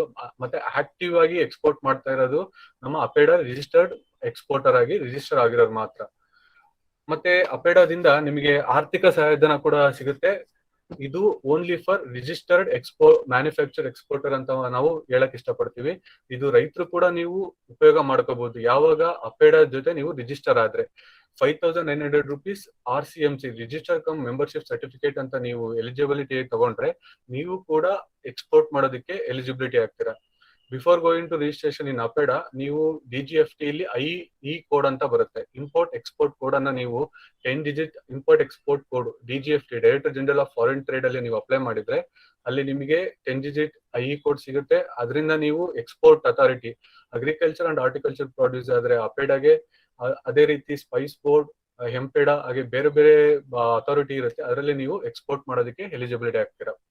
ಈ financial assistance ಅಂದ್ರೆ ಆರ್ಥಿಕ ನೆರವು ನೀವು ರೈತರು ಕೂಡ ಪಡ್ಕೋಬೇಕು ಅಂದ್ರೆ ಈ ತರ ಇರುತ್ತೆ. Basically APEDA provides financial assistance on development of export infrastructure. Like post harvest handling ಗೆ ನಾವು ಇದಕ್ಕೆ ಕೊಡ್ತೀವಿ. ಪೋಸ್ಟ್ ಹಾರ್ವೆಸ್ಟ್ ಹ್ಯಾಂಡ್ಲಿಂಗ್ ಗೆ ನಾವು ಇದರಿಂದ ಸಹಾಯಧನ ಮಾಡ್ತೇವೆ. ಮತ್ತೆ ಕ್ವಾಲಿಟಿ ಡೆವಲಪ್ಮೆಂಟ್ ಗೆ ಯಾವ ರೀತಿ ಆರ್ಥಿಕ ಸಹಾಯಧನ ಅನ್ನೋದ್ರ ಬಗ್ಗೆ ನಮ್ಗೆ ತಿಳಿಸ್ಕೊಡ್ತೀನಿ. ಮತ್ತೆ ಮಾರ್ಕೆಟ್ ಡೆವಲಪ್ಮೆಂಟ್, ಈ ಹೊಸ ಫೈನಾನ್ಷಿಯಲ್ ಅಸಿಸ್ಟೆನ್ಸ್ ಸ್ಕೀಮು ಇನ್ನ ನೆಕ್ಸ್ಟ್ ಮಂತ್ ಅಲ್ಲಿ ನಮಗೆ ಅಪೇಡಾ ವೆಬ್ಸೈಟ್ ಅಲ್ಲಿ ಹೋಸ್ಟ್ ಆಗುತ್ತೆ. ನಾನು ನಿಮಗೆ ಓಲ್ಡ್ ಫೈನಾನ್ಷಿಯಲ್ ಅಸಿಸ್ಟೆನ್ಸ್ ಬಗ್ಗೆ ನಿಮಗೆ ಗೈಡ್ಲೈನ್ಸ್ ಮಾಡ್ತೀನಿ. ನ್ಯೂ ಫೈನಾನ್ಷಿಯಲ್ ಅಸಿಸ್ಟೆನ್ಸ್ ಬೇಕು ಅಂದ್ರೆ ನೀವು ಇನ್ನೊಂದು ಮಂತ್ ವೆಯ್ಟ್ ಮಾಡಿದ್ರೆ ಅಪೇಡಾ ವೆಬ್ಸೈಟ್ ಅಲ್ಲಿ ನೀವು under schemes division financial assistance scheme ಅಲ್ಲಿ ನಿಮಗೆ ದೊರೆಯುತ್ತದೆ. First financial assistance scheme available for exporter, especially manufacture ಎಕ್ಸ್ಪೋರ್ಟರ್ಗೆ ಈ ರೀತಿ ಇದೆ. ಈಗ ಪ್ರೆಸೆಂಟ್ ಇರೋದು 1 crore rupees ನಿಮಗೆ ಸಬ್ಜೆಕ್ಟ್ ಕಾಸ್ಟ್ ಇದೆ, ಸೀಲಿಂಗ್ ಲಿಮಿಟ್ ಇದೆ. ಅದರಲ್ಲಿ ನಿಮಗೆ 40% ಅಸಿಸ್ಟೆನ್ಸ್ ಸಿಗುತ್ತೆ for establishment of integrated pack ಹೌಸ್ಗೆ. ಬಟ್ ಹೊಸ ಗೈಡ್ಲೈನ್ಸ್ ಪ್ರಕಾರ ಈಗ 2 ಕೋಟಿ ಮಾಡ್ತಾ ಇದ್ದಾರೆ, ಅಂದ್ರೆ 2 crores ನ ಎಕ್ಸ್ಪ್ಯಾಂಡ್ ಮಾಡ್ತಾ ಇದ್ದಾರೆ. ಅಪ್ ಟು 2 crores ಅಂದ್ರೆ 80 lakhs ನೀವು ಇಂಟಿಗ್ರೇಟೆಡ್ ಪ್ಯಾಕ್ ಹೌಸ್ ಮಾಡೋದಕ್ಕೆ ನಿಮಗೆ ಅವಕಾಶ ಇರುತ್ತೆ. ಅದೇ ರೀತಿ ಈ ಡೆವಲಪ್ಮೆಂಟ್ ಆಫ್ ಎಕ್ಸ್ಪೋರ್ಟ್ ಇನ್ಫ್ರಾಸ್ಟ್ರಕ್ಚರ್ ಅಲ್ಲಿ ನಿಮಗೆ ಸಿಮಿಲರ್ ಅಸಿಸ್ಟೆನ್ಸ್ ವೇ ಏನಂದ್ರೆ ಬನಾನಾ ಕೇಬಲ್ ಹ್ಯಾಂಡ್ಲಿಂಗ್ ಸಿಸ್ಟಮ್ ಕೂಡ ಇದರಲ್ಲಿ ಸಿಗುತ್ತೆ. ರೆಫ್ರಿಜರೇಟೆಡ್ ಟ್ರಾನ್ಸ್ಪೋರ್ಟ್ ವೆಹಿಕಲ್ಸ್, ನೀವು ರೆಫ್ರಿಜರೇಟೆಡ್ ಟ್ರಾನ್ಸ್ಪೋರ್ಟ್ ಮಾಡಬೇಕು ಅಗ್ರಿಕಲ್ಚರ್ ಮತ್ತು ಹಾರ್ಟಿಕಲ್ಚರ್ ಪ್ರಾಡ್ಯೂಸ್ ಅಂದ್ರೆ ಅದಕ್ಕೂ ಕೂಡ ನಿಮಗೆ ಫೈನಾನ್ಷಿಯಲ್ ಅಸಿಸ್ಟೆನ್ಸ್ ಸಿಗುತ್ತೆ. ಮತ್ತೆ ಅಡ್ರೆಸ್ಸಿಂಗ್ ದ ಮಿಸ್ಸಿಂಗ್ ಗ್ಯಾಪ್ಸ್ ಕೂಡ ಇದರಲ್ಲಿ ನಿಮಗೆ ಸಿಗುತ್ತೆ. ಇದೆಲ್ಲ ಪೋಸ್ಟ್ ಹಾರ್ವೆಸ್ಟ್ ಹ್ಯಾಂಡ್ಲಿಂಗ್ ಗೋಸ್ಕರನ ಅಂತಾನೆ ಡೆವಲಪ್ಮೆಂಟ್ ಆಫ್ ಎಕ್ಸ್ಪೋರ್ಟ್ ಇನ್ಫ್ರಾಸ್ಟ್ರಕ್ಚರ್ ಅಲ್ಲಿ ನಮ್ಮ ಅಪೇಡಾಗೆ ಇಂದ ಕೊಡ್ತಾ ಇದೀವಿ. ಇದು 1 crore ಇಂದ ಈಗ 2 crores ಆಗಿ ಬದಲಾವಣೆ ಆಗಿದೆ. ನ್ಯೂ ಗೈಡ್ಲೈನ್ಸ್ ಇನ್ನೇನು 1 month ಅಲ್ಲಿ ನಮ್ಮ ಅಪೇಡಾ ವೆಬ್ಸೈಟ್ ಅಲ್ಲಿ ಹೋಸ್ಟ್ ಆಗುತ್ತೆ. ನೀವು ಅದನ್ನ ಗೋ ಥ್ರೂ ಮಾಡಿದ್ರೆ ನಿಮಗೆ ಅನುಕೂಲ ಆಗುತ್ತೆ. ಇದು common public infrastructure pack houses ಯಾವ ರೀತಿ ಇರುತ್ತೆ. ಈಗ for example some European Union countries ಅಲ್ಲಿ ಅಪೇಡಾ ಅಪ್ರೂವ್ಡ್ ಅಥವಾ ಅಪೇಡಾ ಅಪ್ರೂವ್ಡ್ ಪ್ಯಾಕ್ ಹೌಸಸ್ ಮತ್ತೆ NPPO ಅಪ್ರೂವ್ಡ್ ಪ್ಯಾಕ್ ಹೌಸಸ್ ಇಂದ ಮಾತ್ರ ನಾವು ಪ್ರೊಡ್ಯೂಸ್ ನಾವು ಕಳಿಸೋದಕ್ಕೆ ಅನುಕೂಲ ಆಗಿರುತ್ತೆ. ಆ ತರ ಕಂಟ್ರೀಸ್ ಗೆ ನಾವು ಅಪೇಡಾ ಅಪ್ರೂವ್ಡ್ ಪ್ಯಾಕ್ ಹೌಸಸ್ ಕಡೆಯಿಂದಲೇ ಕಳಿಸ್ತೀವಿ. ಇದು ನೀವು ನೋಡ್ತಾ ಇರೋದು ಇದು ವೇಪರ್ ಟ್ರೀಟ್ಮೆಂಟ್ ಫಾರ್ ಮ್ಯಾಂಗೋ. ಹೇಗೆ ನಾವು ವೇಪರ್ ಟ್ರೀಟ್ಮೆಂಟ್ ಕೊಡ್ಬೇಕಾಗುತ್ತೆ, ಸ್ವಲ್ಪ ಯುರೋಪಿಯನ್ ಯೂನಿಯನ್ ಕಂಟ್ರೀಸ್ ಅಲ್ಲಿ ವೇಪರ್ ಟ್ರೀಟ್ಮೆಂಟ್ ಮತ್ತೆ ಹಾಟ್ ವಾಟರ್ ಟ್ರೀಟ್ಮೆಂಟ್ ತುಂಬಾನೇ ಇಂಪಾರ್ಟೆಂಟ್ ಆಗುತ್ತೆ. ಎಸ್ಪೆಷಲಿ ನಾವು ಪ್ರಾಡ್ಯೂಸ್ ಅನ್ನ ಫೈಟೋಸಾನಿಟರಿ ಸರ್ಟಿಫಿಕೇಟ್ ಇಶ್ಯೂ ಮಾಡಿದ್ಮೇಲೆ ಈ ಹಾಟ್ ವಾಟರ್ ಮತ್ತು ವೇಪರ್ ಟ್ರೀಟ್ಮೆಂಟ್ ಇರೋದ್ರಿಂದ ಇದೆಲ್ಲ ನಮ್ಮ ಅಪೇಡಾ ಅಸಿಸ್ಟೆನ್ಸ್ ಸ್ಕೀಮ್ ಅಲ್ಲಿ ಅವೈಲೇಬಲ್ ಇದೆ. ಇದು ಕೂಡ ರೈತರು ಎಕ್ಸ್ಪೋರ್ಟರ್ ಕನ್ವರ್ಟರ್ ಆದ್ರೆ ರಿಜಿಸ್ಟರ್ ಆದ್ರೆ ಈ ಫೈನಾನ್ಷಿಯಲ್ ಅಸಿಸ್ಟೆನ್ಸ್ ಸ್ಕೀಮ್ಗೆ ನೀವು ಕೂಡ ಎಲಿಜಿಬಿಲಿಟಿ ಆಗ್ತೀರಾ. ಇದೆಲ್ಲ ಫೋಟೋಸ್ ಹೇಗೆ ನಾವು ಪ್ಯಾಕ್ ಹೌಸಸ್ ಇದೆ, ನಮ್ಮ ಪ್ಯಾಕ್ ಹೌಸಸ್ ಹೀಗೆ ಬಿಫೋರ್ ಗೋಯಿಂಗ್ ಟು ಎಕ್ಸ್ಪೋರ್ಟ್ ನಾವು ಹೇಗೆ ಮೇಂಟೈನ್ ಮಾಡ್ತೀವಿ ನಮ್ಮ ಪ್ಯಾಕ್ ಹೌಸಸ್ ನ, ಗ್ರೇಡಿಂಗ್ ಅಲ್ಲಿ ಆಗಿರ್ಬೋದು, ಸಾರ್ಟಿಂಗ್ ಅಲ್ಲಿ ಆಗಿರ್ಬೋದು, ಪ್ಯಾಕಿಂಗ್ ಆಗಿರ್ಬೋದು. That is most important. When the importing countries are watching like ಯಾವ ರೀತಿ ಪ್ಯಾಕ್ ಹೌಸಸ್ ಇದೆ ಅವ್ರ ಹತ್ರ, ಅವರು ನೀವು ಯಾವ್ದೇ ರೀತಿ ಪ್ರಾಡಕ್ಟ್ ನ ಎಕ್ಸ್ಪೋರ್ಟ್ ಮಾಡ್ತಾ ಇದೀರ ಅಂದ್ರೆ ನಿಮ್ ಪ್ರಾಡ್ಯೂಸ್ ಹೇಗಿದೆ ಅಂತಾನು ಕೂಡ ಅವರು ವಾಚ್ ಮಾಡ್ತಾ ಇರ್ತಾರೆ. ಹಾಗಾಗಿ ನೀವು ನೀಟ್ಲಿ ಮೇಂಟೈನ್ ಮಾಡಿದ್ರೆ ಚೆನ್ನಾಗಿ ಅನುಕೂಲ ಅನ್ಸುತ್ತೆ. ಇದು ನಾನು ನಿಮಗೆ ತೋರಿಸ್ತಾ ಇರೋದು ಬನಾನಾ ಕೇಬಲ್ ಹ್ಯಾಂಡ್ಲಿಂಗ್ ಸಿಸ್ಟಮ್ ಇಂದ from produce harvest to the processing unit ಹೇಗೆ ನಾವು ಇದೆ ಅನ್ನೋದ್ರ ಬಗ್ಗೆ ನೀವು ನೋಡ್ತಾ ಹೋಗ್ತಾ ಇದ್ದೀರಾ. ಇದು ಕೂಡ ಫೈನಾನ್ಷಿಯಲ್ ಅಸಿಸ್ಟೆನ್ಸ್ ಸ್ಕೀಮ್ ಅಲ್ಲಿ ನಮ್ಮ ಅಪೇಡಾದಿಂದ ನಿಮ್ಗೆ ದೊರಕುತ್ತದೆ ನೀವು ರಿಜಿಸ್ಟರ್ ಆದ್ರೆ. This is the modern grading lines. How the equipments are visible for modern grading lines. These are all the CS stores, walk-in cold storages. These are all the development export infrastructure ಗೆ ಇದೆಲ್ಲ ನಿಮ್ಗೆ ಅವಕಾಶಗಳಿದೆ. Under quality development, as quality development ಕೂಡ ನಮ್ಗೆ ಅಪೇಡಾಯಿಂದ ನಿಮ್ಗೆ ಸಾಕಷ್ಟು financial assistance ಸಿಗುತ್ತೆ. Implementation and certification quality and food safety management ಸಿಸ್ಟಮ್ಗೆ ನಿಮಗೆ up to 40% of total cost, ceiling limit of 4 lakh. 4 lakh ನಿಮಗೆ ಇಂಪ್ಲಿಮೆಂಟೇಷನ್ ಆಫ್ ಫುಡ್ ಸೇಫ್ಟಿ ಮತ್ತೆ ಸರ್ಟಿಫಿಕೇಶನ್ ಏಜೆನ್ಸಿ ಕ್ವಾಲಿಟಿ ಡೆವಲಪ್ಮೆಂಟ್ಗೆ ನಿಮಗೆ ಸಿಗುತ್ತೆ. ಇದರಲ್ಲಿ ಇದು ಕೂಡ ನಿಮಗೆ ನ್ಯೂ ಫೈನಾನ್ಷಿಯಲ್ ಅಸಿಸ್ಟೆನ್ಸ್ ಸ್ಕೀಮ್ ಅಲ್ಲಿ ನಿಮಗೆ ಹೆಚ್ಚಿನದಾಗಿ ಅಮೌಂಟ್ ಸ್ಯಾಂಕ್ಷನ್ ಮಾಡೋದಕ್ಕೆ ಪ್ಲಾನ್ ಮಾಡ್ತಾ ಇದ್ದಾರೆ. ಇದು ಕೂಡ ನಿಮಗೆ ಅನುಕೂಲಕರವಾದಂತ ಆಬ್ಜೆಕ್ಟಿವ್. ಮತ್ತೆ 1.5 lakh for participants is available for strengthening of technical and managerial skill, ಇದು ಕೂಡ ಅವೈಲೇಬಲ್ ಇದೆ. ಮತ್ತೆ ಫಾರ್ ದ ಸ್ಯಾಂಪ್ಲಿಂಗ್ ಟೆಸ್ಟಿಂಗ್ ಕೂಡ ನಮ್ ಕಡೆ ಇದೆ. Up to testing of water, soil, residue of pesticides, ಇದು ಕೂಡ ನೀವು ಟೆಸ್ಟ್ ಮಾಡಿಸ್ಬೇಕು ಅಂದ್ರೆ 5,000 ಸೀಲಿಂಗ್ ಲಿಮಿಟ್ ಇದೆ. ಅದರಲ್ಲಿ 40% ಟೋಟಲ್ ಕಾಸ್ಟ್ ನೀವು ಇದರಿಂದ ನೀವು ಪಡ್ಕೊಳ್ಬಹುದಾಗಿದೆ. Next coming to the in house laboratory, ನಿಮ್ಗೆ setup establishment of in house laboratory ಕೂಡ ನೀವು ಸೆಟಪ್ ಮಾಡಬಹುದು. ಅಂದ್ರೆ ಅದಕ್ಕೂ ಕೂಡ 25 lakh ಫೈನಾನ್ಷಿಯಲ್ ಅಸಿಸ್ಟೆನ್ಸ್ ಕೂಡ ಇದೆ ಅಂಡರ್ ಕ್ವಾಲಿಟಿ ಡೆವಲಪ್ಮೆಂಟ್. ಇದನ್ನ ರಿಜಿಸ್ಟರ್ ಆದ್ರೆ ಇದೆಲ್ಲ ನಿಮಗೆ ಎಸ್ಪೆಷಲಿ ಮ್ಯಾನುಫ್ಯಾಕ್ಚರ್ ಎಕ್ಸ್ಪೋರ್ಟರ್ ಆಗಿ ರಿಜಿಸ್ಟರ್ ಆದ್ರೆ ನಿಮ್ಗೆ ಇದ್ರ ಬಗ್ಗೆ ಎಲ್ಲ ಸಾಕಷ್ಟು ಫೈನಾನ್ಷಿಯಲ್ ಅಸಿಸ್ಟೆನ್ಸ್ ಸ್ಕೀಮ್ ಅವೈಲೇಬಲ್ ಇದೆ. ನೀವು ಇದನ್ನ ಉಪಯೋಗ ಮಾಡ್ಕೋಬೇಕು ಅಂತ ನಾವು ಕೇಳ್ತೀನಿ. ಮತ್ತೆ market development especially APEDA is a export development authority. ಅಂದ್ರೆ ಡೆವಲಪ್ಮೆಂಟ್ ಅಥಾರಿಟಿ, ಎಕ್ಸ್ಪೋರ್ಟ್ ಪ್ರಮೋಷನ್, ಇದ್ರ ಬಗ್ಗೆ ನಾವು ಸಾಕಷ್ಟು ಕಾನ್ಸಂಟ್ರೇಟ್ ಮಾಡ್ತೀವಿ. Because our target is to boost up the export. ಅದ್ರ ಬಗ್ಗೆ ನಾವು ತುಂಬಾ ಕಾನ್ಸಂಟ್ರೇಟ್ ಮಾಡೋದ್ರಿಂದ 5 lakhs of per container a trip is available for trial shipment of horticulture produce. Especially for horticulture produce ಗೆ ಈ 5 lakh ಕೂಡ ಮಾರ್ಕೆಟ್ ಡೆವಲಪ್ಮೆಂಟ್ ಅಲ್ಲಿ available ಇದೆ. ಈ ಹೆಚ್ಚಿನ ಮಾಹಿತಿಗೆ ನೀವು ಒಂದೊಂದು ಮಂತ್ ಅಲ್ಲಿ ನಿಮಗೆ ಫೈನಾನ್ಷಿಯಲ್ ಅಸಿಸ್ಟೆನ್ಸ್ ಸ್ಕೀಮ್ ನಮ್ಮ ಅಪೆಡಾ ವೆಬ್ಸೈಟ್ ಅಲ್ಲಿ www.apeda.gov.in ಅಲ್ಲಿ ಅಭ್ಯ ಇದೆ. ನೀವು ಅದರಲ್ಲಿ ಗೋ ಥ್ರೂ ಮಾಡಿದ್ರೆ ನಮ್ಮ ಸ್ಕೀಮ್ ವೈಸ್ ಡೀಟೇಲ್ಡ್ ವೈಸ್ ಇದರಲ್ಲಿ ಅವೈಲೇಬಲ್ ಇದೆ, ನೀವು ಯುಟಿಲೈಸ್ ಮಾಡ್ಕೋಬೇಕು ಅಂತ ಹೇಳ್ತೀನಿ.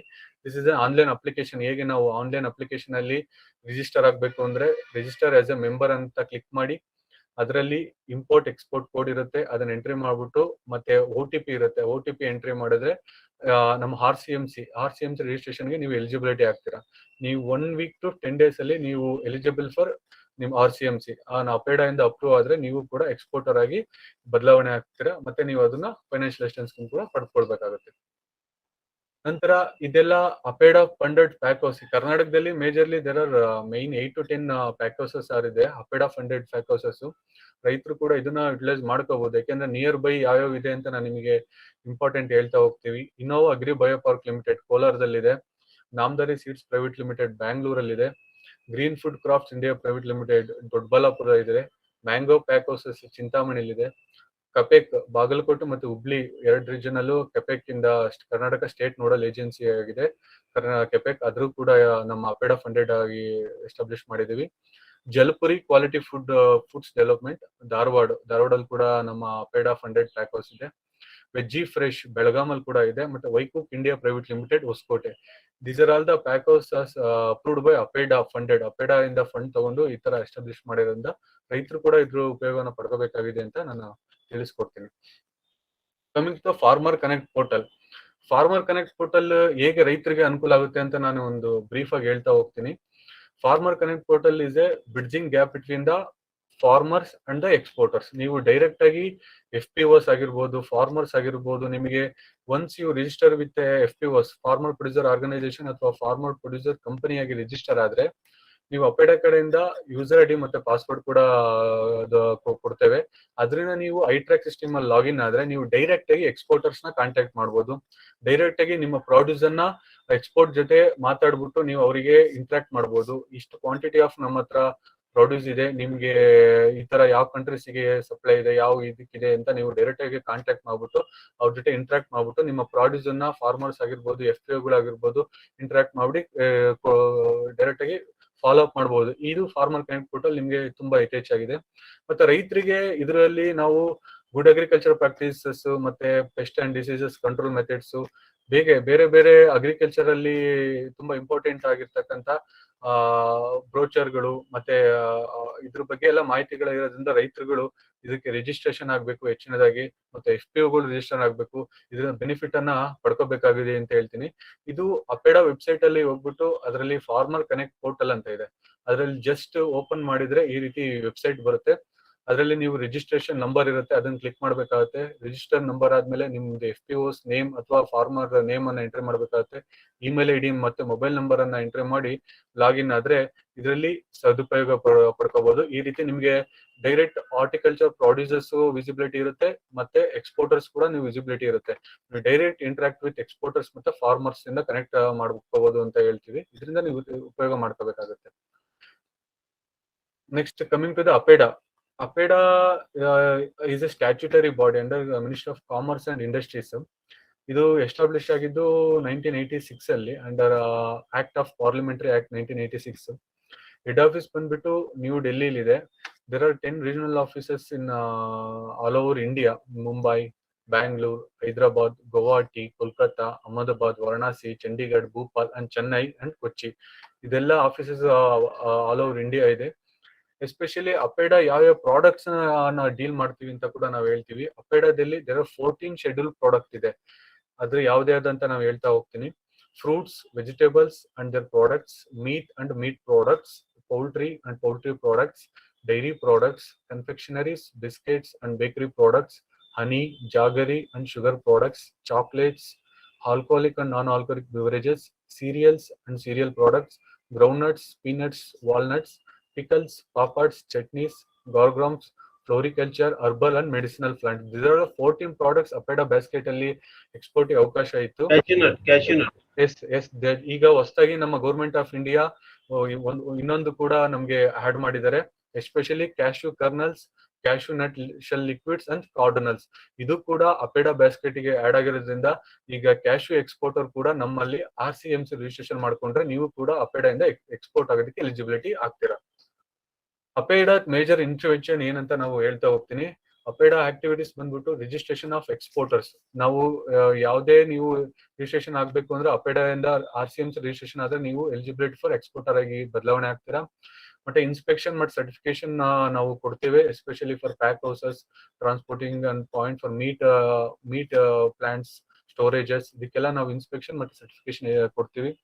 ಅಸಿಸ್ಟೆನ್ಸ್ ಕೂಡ ಕೊಡ್ತೀವಿ. ಫೈನಾನ್ಷಿಯಲ್ ಅಸಿಸ್ಟೆನ್ಸ್ ನಾವು ಆಲ್ರೆಡಿ ಹೇಳಿದ್ವಿ. ಮಾರ್ಕೆಟ್ ಡೆವಲಪ್ಮೆಂಟ್ ಮತ್ತು ಪ್ರಮೋಷನ್ ಮಾಡ್ತೀವಿ.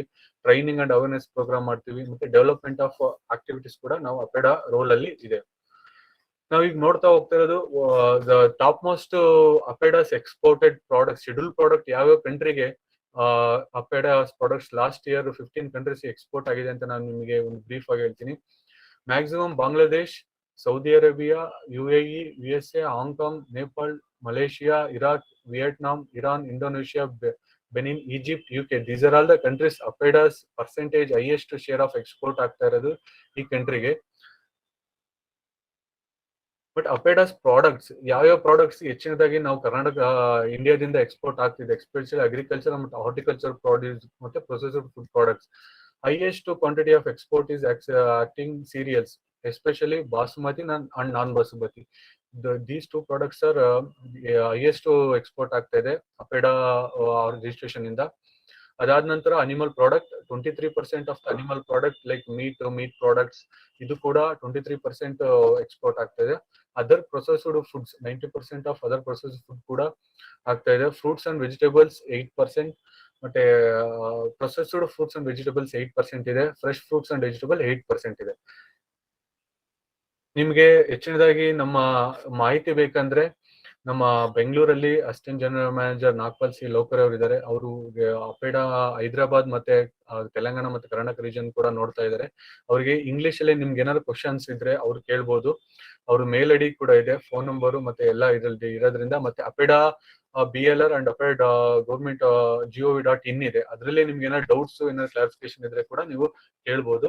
ಇದು ನಮ್ಮ ಬ್ರೀಫ್ ಪ್ರೆಸೆಂಟೇಶನ್ ಆಗಿದೆ. ಇವ್ರ ಕ್ವಶನ್ ಅಂಡ್ ಆನ್ಸರ್ ಇದ್ರೆ ಅದನ್ನ ನಮ್ಮ ನಾಗ್ಪಾಲ್ ಸಿ ಲೋಕರ್ ಅವರು ಕೂಡ ಹ್ಯಾಂಡಲ್ ಮಾಡ್ತಾರೆ. ಇಂಗ್ಲಿಷ್ ಅಲ್ಲಿ ನೀವು ಕೇಳ್ಬೋದು. Thank you thank you. ಹಾ ಮೇಡಮ್ ಹೇಳಿ. Yes sir. ಇವರು ಸಹ ಸಂಸ್ಥಾಪಕರು ಮತ್ತು ನಿರ್ದೇಶಕರು ಸಿಯಾನ್ ಅಗ್ರಿಕೋಸ್ ಬೆಂಗಳೂರು. ಇವರು ಇಂದಿನ ದಿನ ನಮ್ಗೆ ಯಾವ ರೀತಿ ಗ್ಲೋಬಲ್ ಗ್ಯಾಪ್ ಸರ್ಟಿಫಿಕೇಶನ್ ಇಂಪ್ಲಿಮೆಂಟೇಷನ್ ಅಂದ್ರೆ ನಾವು ಸುಸ್ಥಿರ ಈ ಕೃಷಿ ಬೇಸಾಯ ಪದ್ಧತಿಗಳು ಅಂತ ಏನ್ ಹೇಳ್ತೀವಿ, ಉತ್ತಮ ಬೇಸಾಯ ಪದ್ಧತಿಗಳು, ಜಾಗತಿಕ ಮಟ್ಟದಲ್ಲಿ ತೋಟಗಾರಿಕಾ ಬೆಳೆಗಳಲ್ಲಿ ಉತ್ತಮ ಬೇಸಾಯ ಪದ್ಧತಿಗಳ ಈ ಇಂಪ್ಲಿಮೆಂಟೇಷನ್ ಅಂದ್ರೆ ಅನುಷ್ಠಾನ ಮತ್ತು ಪ್ರಮಾಣೀಕರಣ ಯಾವ ರೀತಿ ಮಾಡ್ಕೋಬೇಕು ರೈತರು ಅನ್ನೋದ್ರ ಬಗ್ಗೆ ಇನ್ನ 30 minutes ನಮ್ ಜೊತೆಗೆ ಮಾಹಿತಿಯನ್ನ ಹಂಚ್ಕೊಳ್ಳಿದ್ದಾರೆ. Sir please over to you. ಧನ್ಯವಾದಗಳು ಮೇಡಮ್. ಎಲ್ರಿಗೂ ನಮಸ್ಕಾರ. ನನ್ನ ಹೆಸರು ಅನಘಾ ಸತ್ಯನಾರಾಯಣ. ನಾನು ಸಾಯೋನ್ ಅಗ್ರಿಕೋಸ್ ಅಂತ ನನ್ನದೇ ಒಂದು ಕಂಪನಿ ಇದೆ ಬೆಂಗಳೂರಲ್ಲಿ. ನಾನು ಇವಾಗ ಕಪೆಕ್ ಹಾಗೂ ನಬಾರ್ಡ್ ಸಂಸ್ಥೆಗಳ ಜೊತೆ ಗ್ಲೋಬಲ್ ಗ್ಯಾಪ್ ಕನ್ಸಲ್ಟೆಂಟ್ ಆಗಿ ಕೆಲಸ ಮಾಡ್ತಿದ್ದೀನಿ. ಇವಾಗ ನಾನು ಪ್ರೆಸೆಂಟ್ ಮಾಡ್ತೀನಿ, ಒಂದೇ ಒಂದು ನಿಮಿಷ.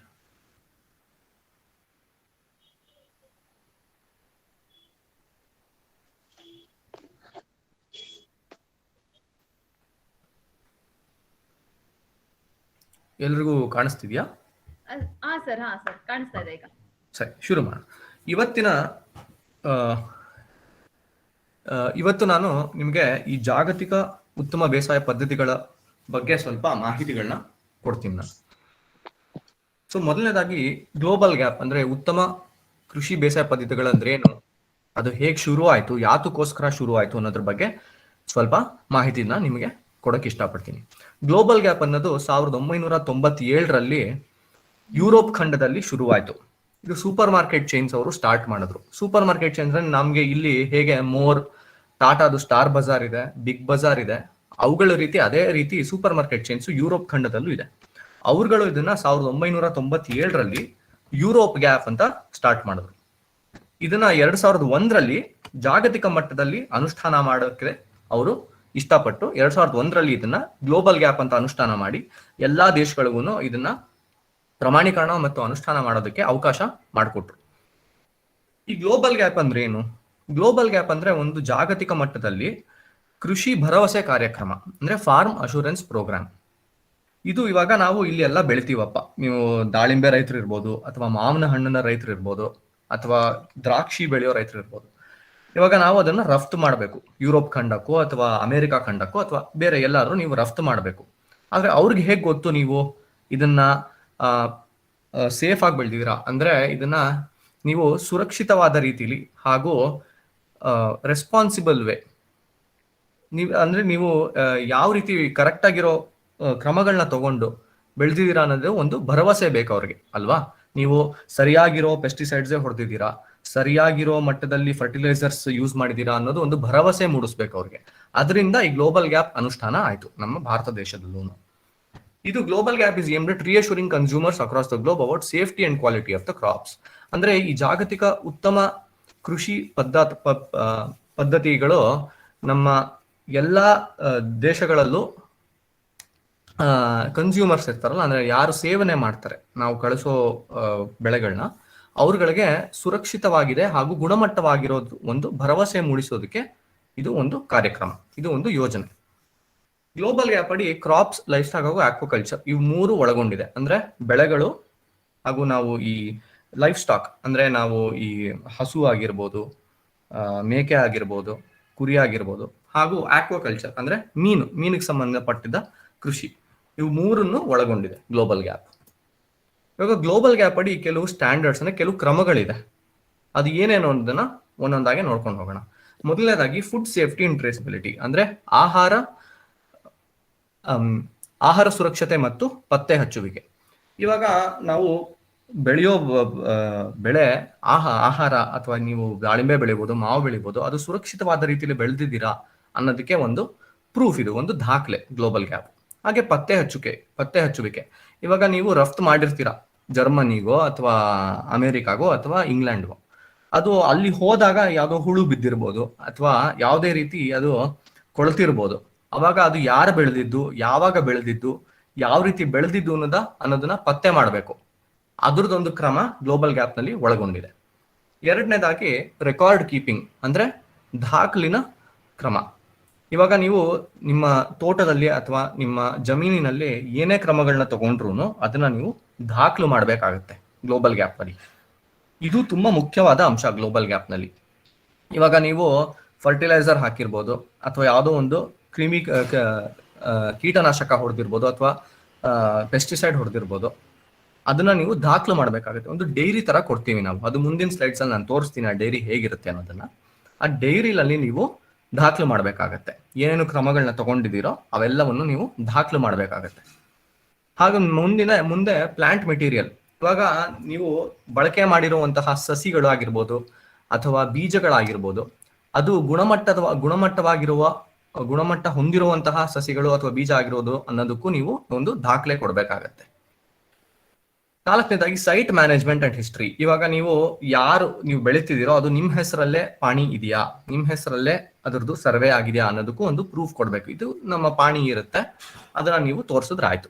ಇದು ಒಂದು ದಾಖಲೆ, ಇದು ನಿಮ್ದೇ ಜಮೀನು, ನಿಮ್ದೇ ತೋಟ ಅನ್ನೋದಕ್ಕೆ ಒಂದು ದಾಖಲೆ. ಇನ್ನೊಂದು ಸಾಯಿಲ್ ಮ್ಯಾನೇಜ್ಮೆಂಟ್. ಇವಾಗ ನಾವು ಬೆಳೆಯೋಕ್ಕಿಂತ ಮುಂಚೆ ನಾವು ನಮ್ಮ ಮಣ್ಣಿನ ಫಲವತ್ತತೆ ಹೆಚ್ಚು ಮಾಡೋದಕ್ಕೆ ನಾವು ಕೆಲವು ಸಲ ಕೊಟ್ಟಿಗೆ ಗೊಬ್ಬರ ಹಾಕ್ಬೋದು, ಅಥವಾ ಬೆರಕೆ ಗೊಬ್ಬರ ಹಾಕ್ಬೋದು, ಅಥವಾ ಯಾವುದೇ ರೀತಿ ಕ್ರಮಗಳನ್ನ ತಗೊಂಡಿರ್ಬೋದು. ಅದನ್ನು ನೀವು ದಾಖಲು ಮಾಡಬೇಕಾಗತ್ತೆ. ಹಾಗೆ ಫರ್ಟಿಲೈಸರ್ ಅಪ್ಲಿಕೇಶನ್ ಅಂದ್ರೆ ರಸಗೊಬ್ಬರಗಳ ಬಳಕೆ, ಅದನ್ನು ನೀವು ದಾಖಲು ಮಾಡಬೇಕಾಗತ್ತೆ. ಎಷ್ಟು ಗೊಬ್ಬರ ಹಾಕಿದ್ರಿ, ಯಾವ ಗೊಬ್ಬರ ಹಾಕಿದ್ರಿ, ಹಾಗೆ ಯಾವತ್ತು ಹಾಕಿದ್ರಿ, ಇದರಲ್ಲಿ ನೀವು ದಿನಾಂಕನೂ ಬರಿಬೇಕಾಗತ್ತೆ. ಇವತ್ತು 6ನೇ ತಾರೀಕು ನಾನು DAP 100 kg ಹಾಕಿದ್ದೀನಿ ಅಂದ್ರೆ ಅದನ್ನ ನೀವು ದಾಖಲು ಮಾಡಬೇಕಾಗತ್ತೆ. ಅದೇ ರೀತಿ ನೀವು ಕಳೆನಾಶಕ ಆಗಿರ್ಬೋದು ಅಥವಾ ಕೀಟನಾಶಕ ಆಗಿರ್ಬೋದು, ಅದನ್ನು ನೀವು ಬರಿಬೇಕಾಗತ್ತೆ. ಅದನ್ನ ಎಷ್ಟು ಪ್ರಮಾಣದಲ್ಲಿ ಬಳಸಿದ್ರಿ, ಯಾತಕ್ಕೋಸ್ಕರ ಬಳಸಿದ್ರಿ ಅನ್ನೋದನ್ನು ನೀವು ದಾಖಲು ಮಾಡಬೇಕಾಗತ್ತೆ.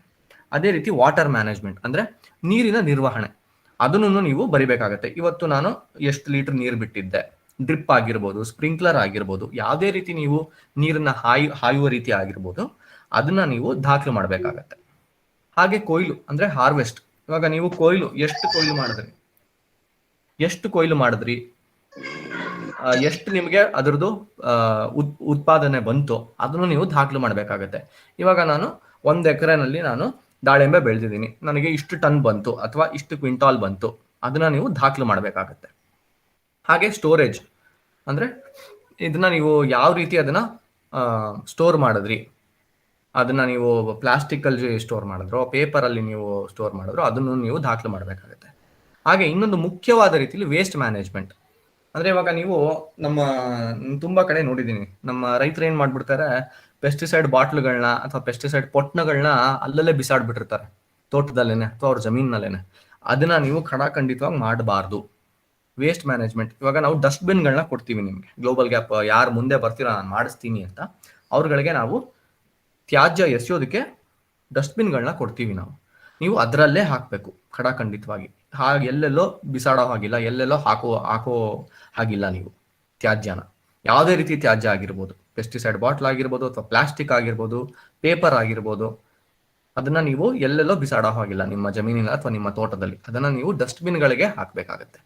ಇನ್ನೊಂದು workers health safety and welfare ಅಂದ್ರೆ ನೀವು ಇವಾಗ ನಿಮ್ಮ ಕೂಲಿಗಳನ್ನ ನಾವು ತಗೋತೀವಿ, ಕಳೆ ಕೀಳ್ಸೋದಕ್ಕಾಗ್ಲಿ ಅಥವಾ ನಾವು ಕೆಲವು ಕೀಟನಾಶಕ ಅಥವಾ ಕಳೆನಾಶಕ ಹೊಡೆಯೋದಕ್ಕೆ ಸ್ಪ್ರೇ ಮಾಡೋದಕ್ಕೆ ನಾವು ಲೇಬರ್ನ ತಗೋತೀವಿ. ಇದು ಒಂದು ಸಾಮಾನ್ಯವಾದ ಪದ್ಧತಿ. ಇವಾಗ ರೈತರು ಯಾರ್ಯಾರು ಗ್ಲೋಬಲ್ ಗ್ಯಾಪ್ ಮಾಡಿಸ್ತಿರೋ, ನೀವು ಆ ಕೂಲಿಗೆ ಅವರ ಆರೋಗ್ಯ, ಅವರ ಸುರಕ್ಷತೆ ಹಾಗೂ ಅವರ ಕಲ್ಯಾಣವನ್ನು ನೋಡ್ಕೊಳ್ಳುವ ಜವಾಬ್ದಾರಿ ನಿಮ್ದು. ಏನು ಆರೋಗ್ಯ ಮತ್ತು ಸುರಕ್ಷತೆ ಹಾಗೂ ಕಲ್ಯಾಣ ಅಂದ್ರೆ, ಇವಾಗ ನೀವು ಅವರು ಸ್ಪ್ರೇ ಮಾಡಿದ್ರೆ, ಇವಾಗ ಯಾವುದೋ ಒಂದು ಕೆಮಿಕಲ್ನ ಸ್ಪ್ರೇ ಮಾಡ್ತಾರೆ, ಅವ್ರಿಗೆ ನೀವು ಕರೆಕ್ಟ್ ಆಗಿರೋ ಎಕ್ವಿಪ್ಮೆಂಟ್ ನ ಕೊಡ್ಬೇಕಾಗತ್ತೆ. ಅಂದ್ರೆ ಕರೆಕ್ಟ್ ಆಗಿರೋ ಸ್ಪ್ರೇಯರ್ ಕೊಡ್ಬೇಕಾಗತ್ತೆ, ಅದು ಕರೆಕ್ಟ್ ಆಗಿ ವರ್ಕ್ ಮಾಡ್ಬೇಕಾಗಿರುತ್ತೆ. ಹಾಗೆ ಅವ್ರಿಗೆ ಗ್ಲೌಸು, ಮಾಸ್ಕು, ಗಾಗಲ್ಸು ಅದನ್ನ ಕೊಡ್ಬೇಕಾಗತ್ತೆ. ಯಾಕಂದ್ರೆ ಪೆಸ್ಟಿಸೈಡು ವಿಷಕಾರಿ ಅದು. ಯಾಕಂದ್ರೆ ನಾವು ಕೂಲಿನ ತಗೊಳ್ಳೋ ಅವ್ರದ್ದು ಒಂದು ಜೀವ, ಅವ್ರಿಗೂ ನಾವು ರೆಸ್ಪೆಕ್ಟ್ ಕೊಡ್ಬೇಕಾಗತ್ತೆ, ಅವ್ರ ಜೀವಕ್ಕೂ ಅದಕ್ಕೆ ನಾವು ಬೆಲೆ ಕೊಡ್ಬೇಕಾಗತ್ತೆ. ಹಾಗಾಗಿ ನಾವು ಏನೇ ಕ್ರಮಗಳನ್ನ ತಗೊಂಡ್ರು ಅದನ್ನ ನಾವು ಕರೆಕ್ಟ್ ಆಗಿರೋ ರೀತಿಲಿ ಪಾಲಿಸ್ಬೇಕಾಗತ್ತೆ. ಹಾಗೆ ಇನ್ನೊಂದು ಪರಿಸರ, ಎನ್ವಿರಾನ್ಮೆಂಟ್ ಅಂದ್ರೆ ಇವಾಗ ನಾನು ಏನೇ ಕ್ರಮಗಳನ್ನ ತಗೊಂಡ್ರು ಪರಿಸರಕ್ಕೆ ಹಾನಿ ಆಗದೇ ಇರೋ ರೀತಿ ನಾನು ಕ್ರಮಗಳನ್ನ ತಗೋಬೇಕಾಗತ್ತೆ. ಜಾಸ್ತಿ ಬಳಕೆ ಮಾಡೋ ಹಾಗಿಲ್ಲ ಪೆಸ್ಟಿಸೈಡ್ಸ್ ಅಥವಾ ಯಾವುದೇ ರೀತಿ ಕೀಟನಾಶಕ ಇರ್ಬೋದು, ಕಳೆನಾಶಕ ಇರ್ಬೋದು. ಯಾಕಂದ್ರೆ ಸುಮಾರು ಕಡೆ ಇವಾಗ 2 ml ಹೊಡೀರಿ ಅಂತ ಇದ್ರೆ ಅದನ್ನ ನಮ್ಮ ರೈತರು 20-30 ml ಹೊಡೆದು ಬಿಡ್ತಾರೆ.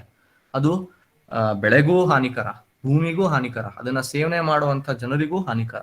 ಸೊ ಯಾವುದೇ ರೀತಿ ಗೆಲುವಿಲ್ಲ ಇದರಲ್ಲಿ. ಅದಕ್ಕೆ ನಾನು ಏನೇ ಕ್ರಮಗಳನ್ನ ತಗೊಂಡ್ರು ಪರಿಸರಕ್ಕೆ ಹಾನಿ ಆಗದೇ ಇರೋ ರೀತಿ ನೀವು ಪಾಲಿಸ್ಬೇಕಾಗತ್ತೆ. ಹಾಗೆ ಇನ್ನೊಂದು ಕಂಪ್ಲೇಂಟ್ ಹ್ಯಾಂಡ್ಲಿಂಗ್. ಇವಾಗ ಗ್ಲೋಬಲ್ ಗ್ಯಾಪ್ ನೀವು ಬಂದಿದ್ದೀರಾ, ಮಾಡಿಸ್ತಿದ್ದೀರಾ, 1 ವಾರ ಆಯ್ತು, 2 ವಾರ ಆಯ್ತು, ಇವಾಗ ನೀವು ಯಾವುದೋ ಒಂದು ಕ್ರಮನ ನೀವು ಪಾಲಿಸಿಲ್ಲ, ಆವಾಗ ಕಂಪ್ಲೇಂಟ್ ಹ್ಯಾಂಡ್ಲಿಂಗ್ ಅಂದ್ರೆ ಇವಾಗ ನಾವು FPO ಅಂಡರ್ ನಾವು ಮಾಡಿಸ್ತೀವಿ ಯೂಶಲಿ ಗ್ಲೋಬಲ್ ಗ್ಯಾಪ್. ಅವಾಗ ಏನ್ ಮಾಡ್ತಾರೆ, FPOಗೆ ಫಸ್ಟ್ ನಾವು ಹೇಳ್ತೀವಿ, ನೋಡಿ ಒಬ್ಬ ರೈತ ಈ ತರ ಅವನು ಕರೆಕ್ಟ್ ಆಗಿರೋ ದಾಖಲೆ ಮಾಡ್ತಿಲ್ಲ, ಅವನು ಗೊಬ್ಬರ ಹಾಕಿರೋದನ್ನ ದಾಖಲು ಮಾಡ್ತಿಲ್ಲ ಅಥವಾ ಕಳೆನಾಶಕ ಹೊಡೆದಿರೋದನ್ನ ದಾಖಲು ಮಾಡ್ತಿಲ್ಲ. ಇದು ಒಂದು ಕ್ರಮ. ಗ್ಲೋಬಲ್ ಗ್ಯಾಪ್ ಅಲ್ಲಿ ಕಂಪ್ಲೇಂಟ್ ಹ್ಯಾಂಡ್ಲಿಂಗ್ ಅಂದ್ರೆ ನೀವು ಯಾವ ರೀತಿ ಅದನ್ನ ಇದು ಮಾಡ್ತೀರಾ, ಹ್ಯಾಂಡಲ್ ಮಾಡ್ತೀರಾ ಅನ್ನೋದು ಒಂದು ಕ್ರಮ, ಒಂದು ಸ್ಟ್ಯಾಂಡರ್ಡ್ ಗ್ಲೋಬಲ್ ಗ್ಯಾಪ್ ಅಲ್ಲಿ. ಕೊನೆಯದಾಗಿ ಆಡಿಟ್.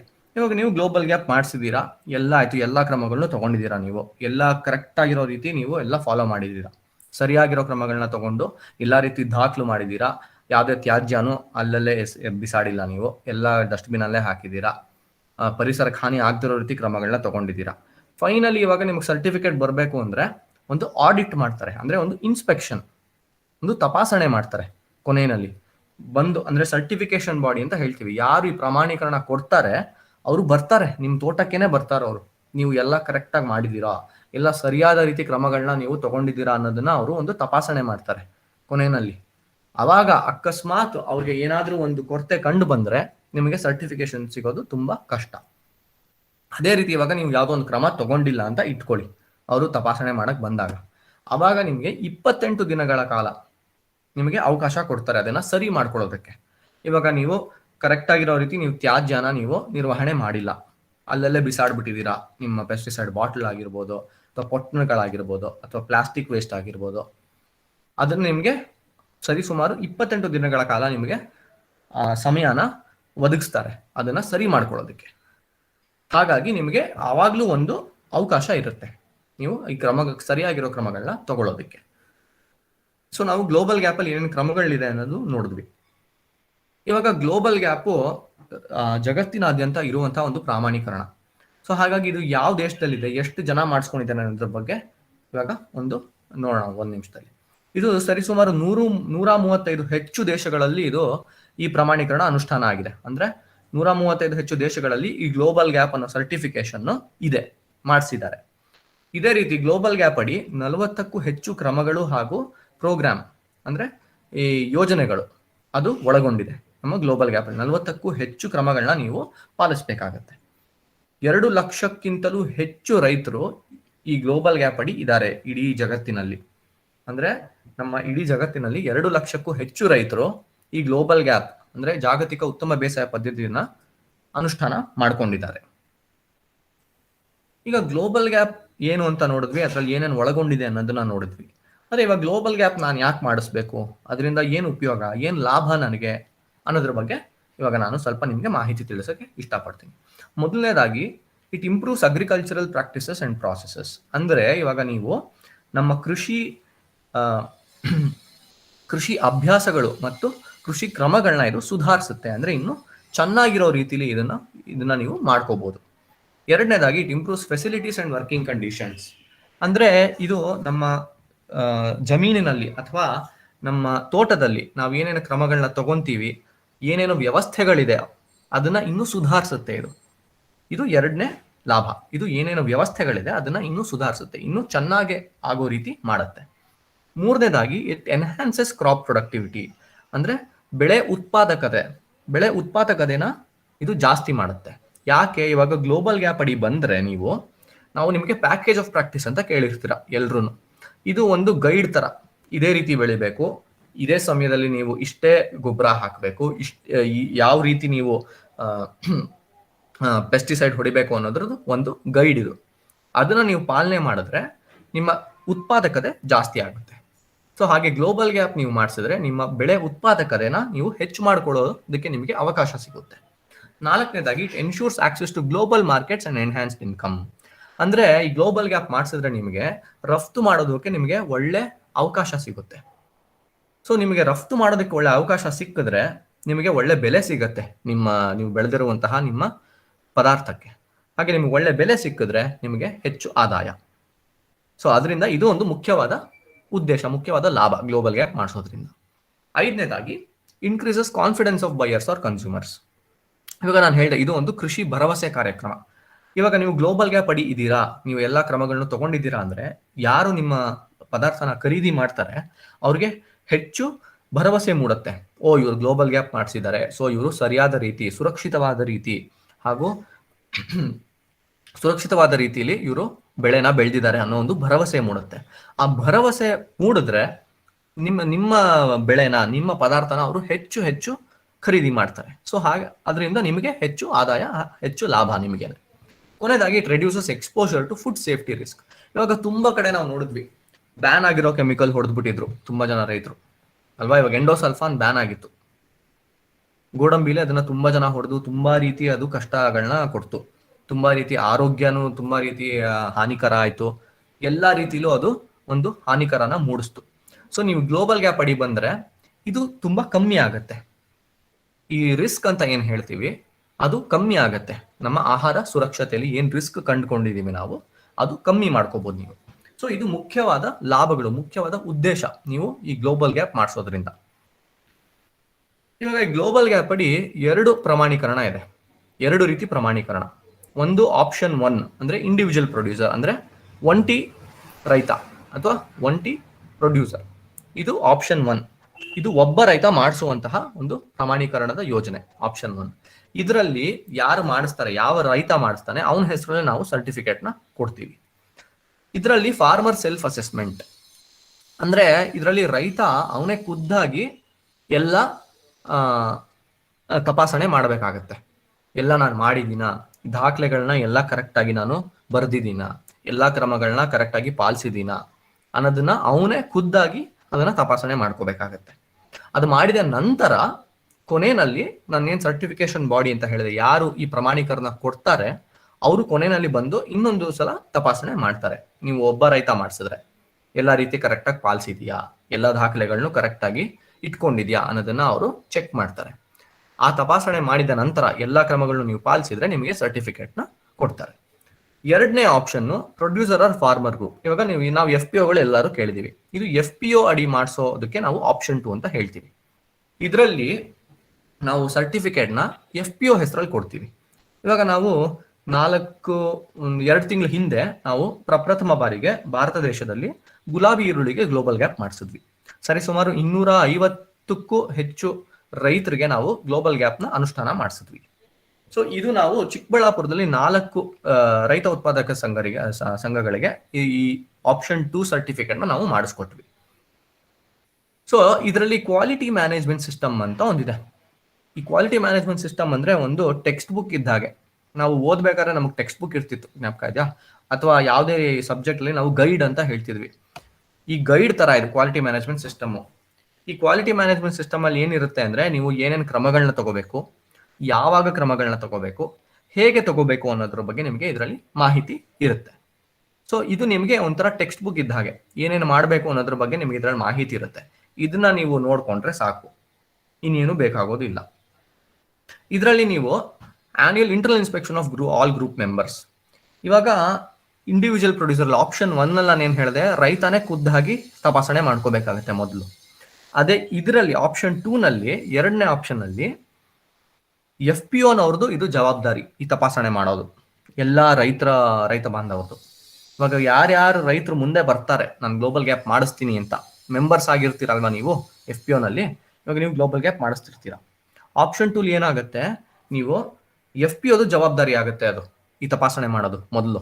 ಆಮೇಲಿಂದ ಸರ್ಟಿಫಿಕೇಶನ್ ಬಾಡಿ ಅವರು ಬಂದು ಇನ್ನೊಂದು ತಪಾಸಣೆ ಮಾಡ್ತಾರೆ, ಒಂದು ಫೈನಲ್ ಇನ್ಸ್ಪೆಕ್ಷನ್ ಮಾಡ್ತಾರೆ. ಈ ಗ್ಲೋಬಲ್ ಗ್ಯಾಪ್ ಅನ್ನೋದು 1 ವರ್ಷಕ್ಕೆ ಕೊಡ್ತಾರೆ. 1 ವರ್ಷದ ಕಾಲಾವಧಿ ಇರುತ್ತೆ. ಇದು ನೀವು ವರ್ಷಾನು ನೀವು ರಿನ್ಯೂ ಮಾಡಿಸ್ಕೋಬೇಕಾಗ ಬರುತ್ತೆ ಈ ಗ್ಲೋಬಲ್ ಗ್ಯಾಪ್ ಅನ್ನೋದು. ಇವಾಗ ನಾನು ಗ್ಲೋಬಲ್ ಗ್ಯಾಪ್ ಏನ್ ಪ್ರಯೋಜನ ಅಂತ ಹೇಳಿದೆ, ಅದರಲ್ಲಿ ಏನೇನು ಒಳಗೊಂಡಿದೆ ಅಂತ ಹೇಳಿದ್ವಿ. ಆದ್ರೆ ಇವಾಗ ನಮ್ಮ ರೈತರದ್ದು ಏನ್ ಪಾತ್ರ ಈ ಗ್ಲೋಬಲ್ ಗ್ಯಾಪ್ ಮಾಡೋದ್ರಲ್ಲಿ, ಅದ್ರ ಬಗ್ಗೆ ಸ್ವಲ್ಪ ಮಾಹಿತಿನ ನಾನು ನಿಮಗೆ ಕೊಡಕ್ಕೆ ಇಷ್ಟಪಡ್ತೀನಿ. ಮೊದಲನೇದಾಗಿ maintenance of farm operation records. ಇವಾಗ ನಾನು ಏನ್ ಹೇಳಿದೆ, ದಾಖಲೆ ಇಟ್ಕೋಬೇಕು ಅಂತ ನೀವು ಏನೇ ಕ್ರಮಗಳನ್ನ ತಗೊಂಡಿರ್ಬೋದು, ನೀವು ಬಿತ್ತನೆ ಮಾಡೋದ್ರಿಂದ ಹಿಡಿದು ಕೊಯ್ಲು ಮಾಡೋವರೆಗೂ ಏನೇನು ಕ್ರಮಗಳನ್ನ ತಗೊಂಡಿದ್ರು ಅದನ್ನ ನೀವು ಒಂದು ಡೈರಿಲಿ ದಾಖಲು ಮಾಡ್ಬೇಕಾಗತ್ತೆ. ಈ ಡೈರಿನ ನಾವು ನಿಮಗೆ ಕೊಡ್ತೀವಿ, ಅದರಲ್ಲಿ ಹೇಗೆ ಬರೀಬೇಕು ಅನ್ನೋದನ್ನು ನಾವು ಹೇಳ್ಕೊಡ್ತೀವಿ. 2ನೇದಾಗಿ hygienic maintenance of the farm, ಅಂದ್ರೆ ನಿಮ್ಮ ತೋಟನ ಕ್ಲೀನ್ ಆಗಿ ಇಟ್ಕೋಬೇಕು. ಯಾವುದೇ ರೀತಿ ತ್ಯಾಜ್ಯನ ನೀವು ಬಿಸಾಡೋ ಹಾಗಿಲ್ಲ, ಇದು ಖಡಾಖಂಡಿತವಾಗಿ ಪಾಲಿಸಲೇಬೇಕು. ಇದು ಮುಖ್ಯವಾದ ಒಂದು ಪಾತ್ರ ನಮ್ಮ ರೈತರದು. 3ನೇದಾಗಿ providing proper working conditions for farm labour. ಇವಾಗ ನೀವು ಕೂಲಿನ ತಗೊಂಡಿರ್ತೀರಾ, ಯಾವುದೇ ರೀತಿ ಕೆಲಸ ಮಾಡಿಸೋದಿರ್ಬೋದು, ಅವ್ರಿಗೆ ಒಂದು ಸರಿಯಾದ ರೀತಿ ವ್ಯವಸ್ಥೆನ ಮಾಡ್ಕೊಡ್ಬೇಕಾಗತ್ತೆ. ಮೊದಲನೇದಾಗಿ ಕುಡಿಯುವ ನೀರಿನ ವ್ಯವಸ್ಥೆ ಮಾಡ್ಬೇಕಾಗತ್ತೆ ನಮ್ಮ ರೈತರು, ನೀವು ಯಾವುದೇ ರೀತಿ ಕೂಲಿ ತಗೊಂಡ್ರೆ. ಎರಡನೇದಾಗಿ ಅವ್ರಿಗೆ ಶೌಚಾಲಯದ ವ್ಯವಸ್ಥೆ ಮಾಡ್ಕೊಡ್ಬೇಕಾಗತ್ತೆ. ಮೂರನೇದಾಗಿ ಅವರು ಯಾವುದೇ ರೀತಿ ಸ್ಪ್ರೇ ಮಾಡ್ಬೋದು, ಯಾವುದೇ ರೀತಿ ಕೆಮಿಕಲ್ ಹೊಡಿಬೋದು, ಅವ್ರಿಗೆ ನೀವು ಸುರಕ್ಷಿತವಾಗಿರುವಂತಹ ಒಂದು ಗ್ಲೌಸ್ ಇರ್ಬೋದು, ಮಾಸ್ಕ್ ಇರ್ಬೋದು, ಗಾಗಲ್ಸ್ ಇರ್ಬೋದು, ಯಾವುದೇ ರೀತಿ ಅವ್ರಿಗೆ ಹಾನಿ ಆಗದೇ ಇರೋ ತರ ನೋಡ್ಕೋಬೇಕಾಗತ್ತೆ. ಇದು ರೈತರ ಪಾತ್ರ. ಕೊನೆಯದಾಗಿ adapting package of practice for sustainable agriculture. ಇವಾಗ ಪ್ಯಾಕೇಜ್ ಆಫ್ ಪ್ರಾಕ್ಟೀಸ್ ಎಲ್ಲರೂ ಕೇಳಿರ್ತೀರಾ. ಅದು ಒಂದು ಬುಕ್, ಅಂದ್ರೆ ಹೇಗೆ ಬರಿಬೇಕು, ಹೇಗೆ ಕ್ರಮಗಳನ್ನ ತಗೋಬೇಕು, ಯಾವ ರೀತಿ ಕ್ರಮಗಳನ್ನ ತಗೋಬೇಕು ಅನ್ನೋದು ಅದರಲ್ಲಿ ನಿಮಗೆ ಮಾಹಿತಿ ಕೊಟ್ಟಿರ್ತಾರೆ. ಅದನ್ನ ನೀವು ಪಾಲಿಸಿದ್ರೆ ಸುಸ್ಥಿರ ಕೃಷಿನ ನೀವು ಇನ್ನು ಹೆಚ್ಚು ರೀತಿಯಲ್ಲಿ ನೀವು ಬಳಕೆ ಮಾಡ್ಕೋಬಹುದು. ಇದು ಮುಖ್ಯವಾದ ಪಾತ್ರಗಳು ನಮ್ಮ ರೈತರದು. ಇವಾಗ ನಾವು ಇದು ನೋಡಿ, ರಸಗೊಬ್ಬರಗಳ ಬಳಕೆಯ ದಾಖಲಿನ ಕ್ರಮ ಅಂದ್ರೆ ಫರ್ಟಿಲೈಸರ್ ಅಪ್ಲಿಕೇಶನ್ ರೆಕಾರ್ಡ್ ಕೀಪಿಂಗ್.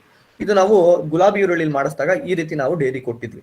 ಮೊದಲನೇದಾಗಿ ರೈತರ ಹೆಸರು, ಅವ್ರ ಊರು, ಹಾಗೆ ಇದರಲ್ಲಿ ದಿನಾಂಕ ಬರೀಬೇಕಾಗತ್ತೆ. ಅಂದ್ರೆ ನಾನು ಯಾವತ್ತು ಯಾವ ಕ್ರಮನ ತಗೊಂಡೆ ಅನ್ನೋದು. ಇವಾಗ ನೋಡಿ 25 ನವೆಂಬರ್ 2020 ಅವರು DAP ಹಾಕಿದ್ರು. ಎಷ್ಟು? 200 kg. ಯಾತಕ್ಕೆ?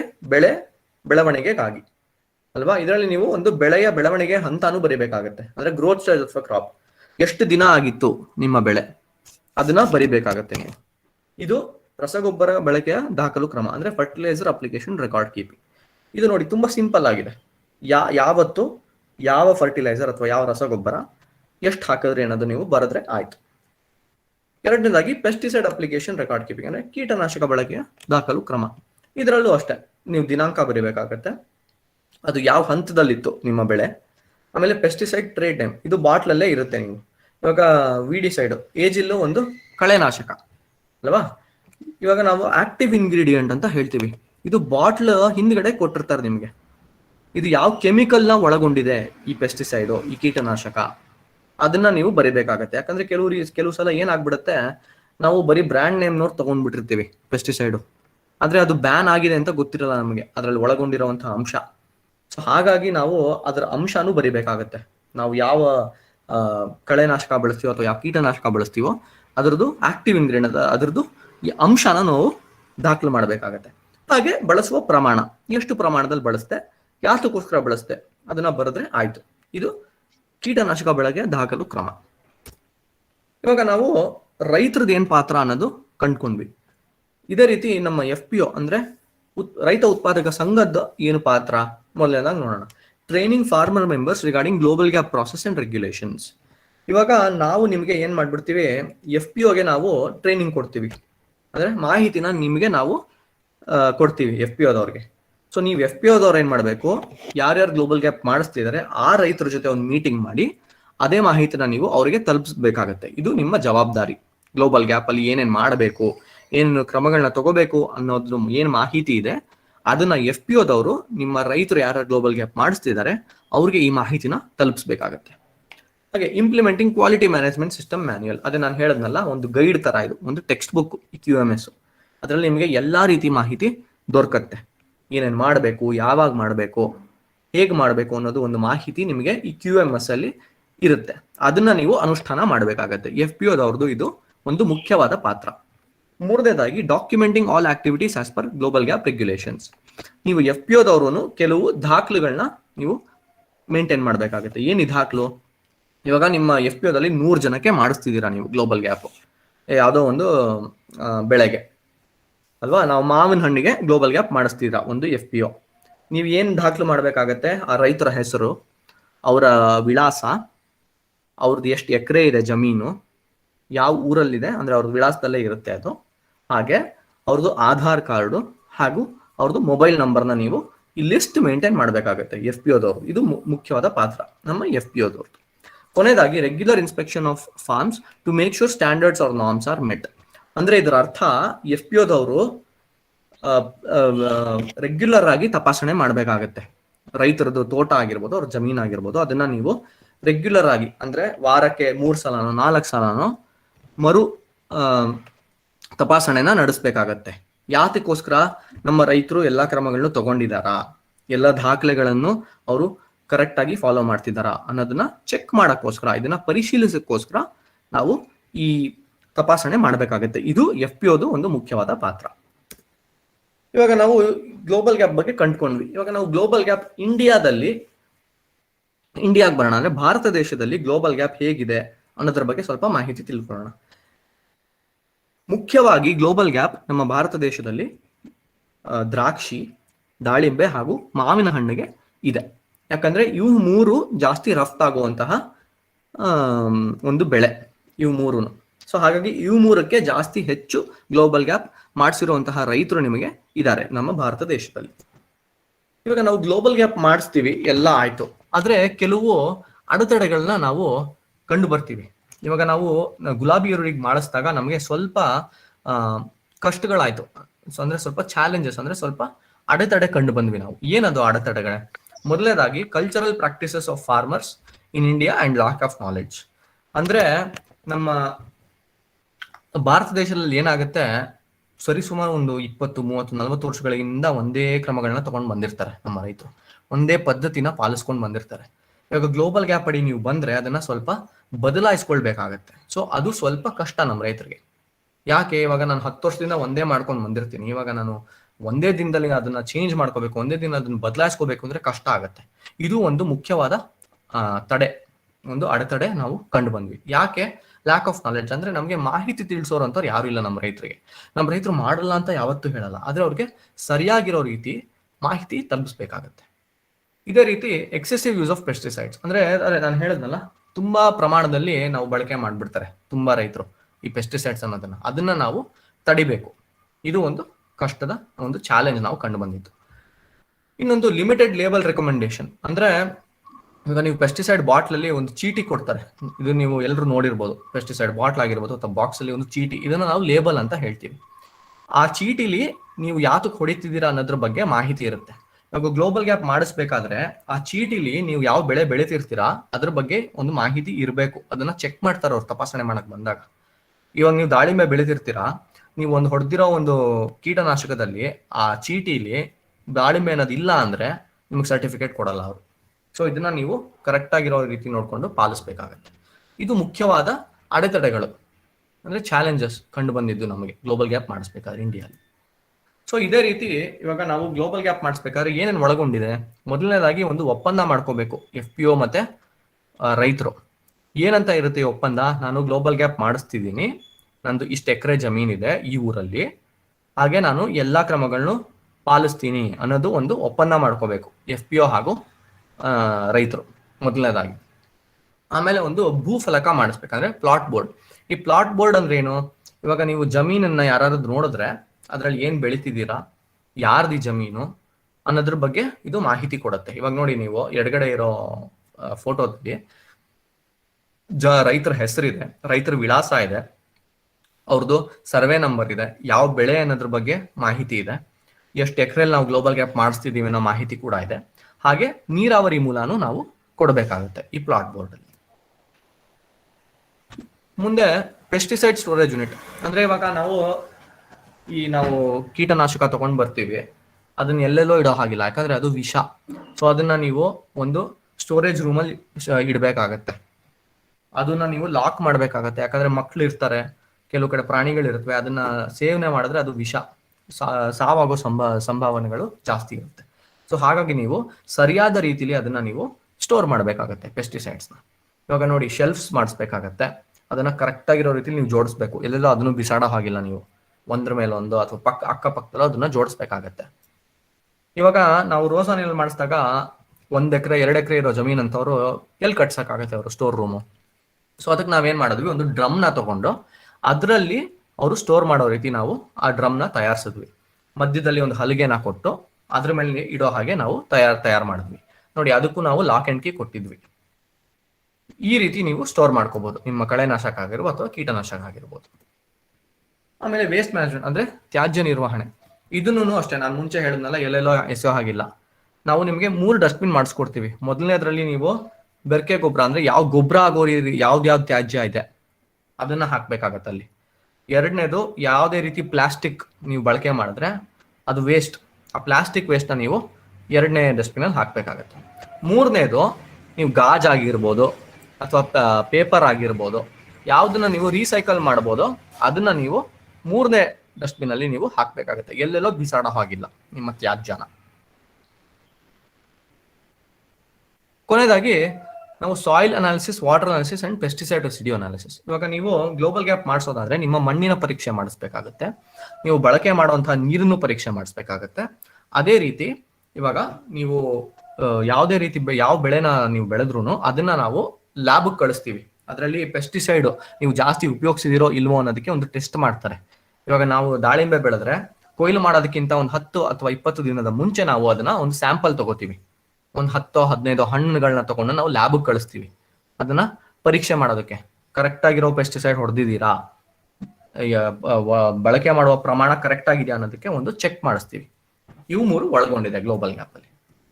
ಇವಾಗ ನಾವು ಗ್ಲೋಬಲ್ ಗ್ಯಾಪ್ ಬಗ್ಗೆ ಹೇಳಿದ್ವಿ, ಇದು ಒಂದು ಅಂತಾರಾಷ್ಟ್ರೀಯ ಸ್ಕೀಮ್, ಅಂದ್ರೆ ಒಂದು ಯೋಜನೆ. ಅದೇ ರೀತಿ ನಮ್ಮ ಭಾರತ ದೇಶದಲ್ಲಿ ಇಂಡ್ ಗ್ಯಾಪ್ ಅಂತ ಮಾಡಿದ್ರು 2014ರಲ್ಲಿ. ಅಂದ್ರೆ ಇದು ಭಾರತ ದೇಶಕ್ಕೆ ಮಾತ್ರ ಅನುಸರಿಸುವಂತಹ ಒಂದು ಯೋಜನೆ, ಇಂಡ್ ಗ್ಯಾಪ್ ಅಂತ. ಅಂದ್ರೆ ಇದು ಭಾರತ ಗುಣಮಟ್ಟ ಬೇಸಾಯ ಕ್ರಮಗಳು, ಅಂದ್ರೆ ಇಂಡಿಯನ್ ಗುಡ್ ಅಗ್ರಿಕಲ್ಚರಲ್ ಪ್ರಾಕ್ಟೀಸಸ್. ಇವಾಗ ಇಂಡ್ ಗ್ಯಾಪ್ ಅಂದ್ರೇನು? ಅದೇ ಇದು ಒಂದು ಸ್ವಯಂ ಪ್ರಮಾಣೀಕರಣ ಯೋಜನೆ. ಇದು ಕ್ವಾಲಿಟಿ ಕೌನ್ಸಿಲ್ ಆಫ್ ಇಂಡಿಯಾ ಅಂತ ಒಂದು ಸಂಸ್ಥೆ ಇದೆ. ಅದು 2014ರಲ್ಲಿ ಇದು ಶುರು ಮಾಡ್ತು ಇಂಡ್ ಗ್ಯಾಪ್ ಅನ್ನೋದನ್ನ. ಈ ಇಂಡ್ ಗ್ಯಾಪ್ ಅನ್ನೋದು ನಮ್ಮ ಉತ್ತಮ ಬೇಸಾಯ ಪದ್ಧತಿ, HACCP ಹಾಗೂ ಪತ್ತೆ ಹಚ್ಚುವಿಕೆ ಈ ಕ್ರಮಗಳನ್ನ ಹೊಂದ್ಕೊಂಡು ಅದನ್ನ ಇವರು ಶುರು ಮಾಡಿದ್ರು, ಕ್ವಾಲಿಟಿ ಕೌನ್ಸಿಲ್ ಆಫ್ ಇಂಡಿಯಾದವರು.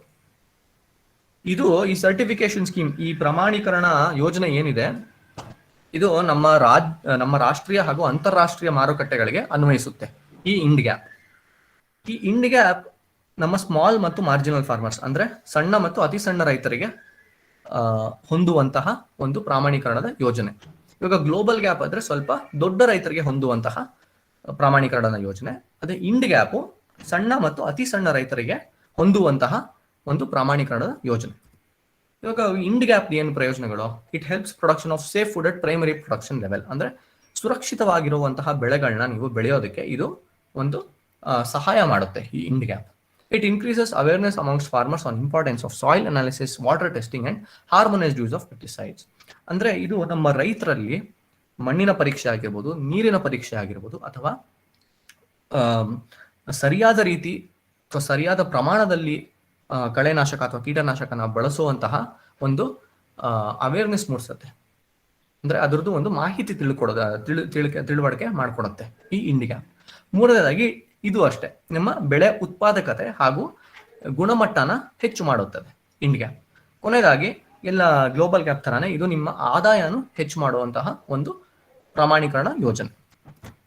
ಇವಾಗ ಇದರಲ್ಲಿ 2 ರೀತಿ ಇದೆ, ಇಂಡ್ ಗ್ಯಾಪ್ ಪ್ರೀಮಿಯಂ ಹಾಗೂ ಇಂಡ್ ಗ್ಯಾಪ್ ಬೇಸಿಕ್ ಅಂತ. ಈ ಇಂಡ್ ಗ್ಯಾಪ್ ಪ್ರೀಮಿಯಂ ಅಲ್ಲಿ ಏನು ಒಳಗೊಂಡಿದೆ?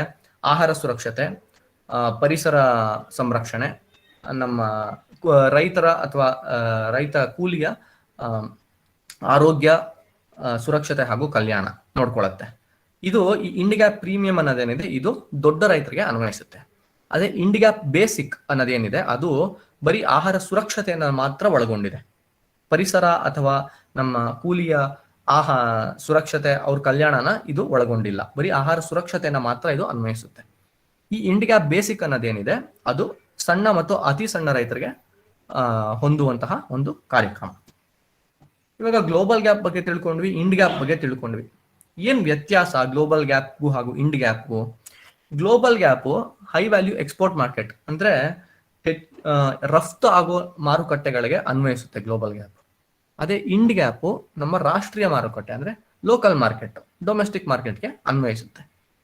ನಮ್ಮ ಗ್ಲೋಬಲ್ ಗ್ಯಾಪ್ ಅಲ್ಲಿ ಕೆಲವು ಕ್ರಮಗಳನ್ನ ನಾನು ಹೇಳಿದ್ನಲ್ಲ ನಿಮಗೆ, ಪತ್ತೆ ಹಚ್ಚುವಿಕೆ ಆಗಿರ್ಬೋದು, ಆಹಾರ ಸುರಕ್ಷತೆ ಆಗಿರ್ಬೋದು, ಗೊಬ್ಬರಗಳನ್ನ ನೀವು ಏನೇನು ಹಾಕ್ತಿರೋ ಅದರ ದಾಖಲು ಕ್ರಮ ಆಗಿರ್ಬೋದು, ಆಡಿಟ್ ಆಗಿರ್ಬೋದು, ಇದು ಸ್ವಲ್ಪ ಕಠಿಣವಾಗಿರುತ್ತೆ ಗ್ಲೋಬಲ್ ಗ್ಯಾಪ್ ಅಲ್ಲಿ. ಇದು ಅಸಾಧ್ಯ ಅಲ್ಲ, ಆದ್ರೆ ಕಠಿಣವಾಗಿರುತ್ತೆ.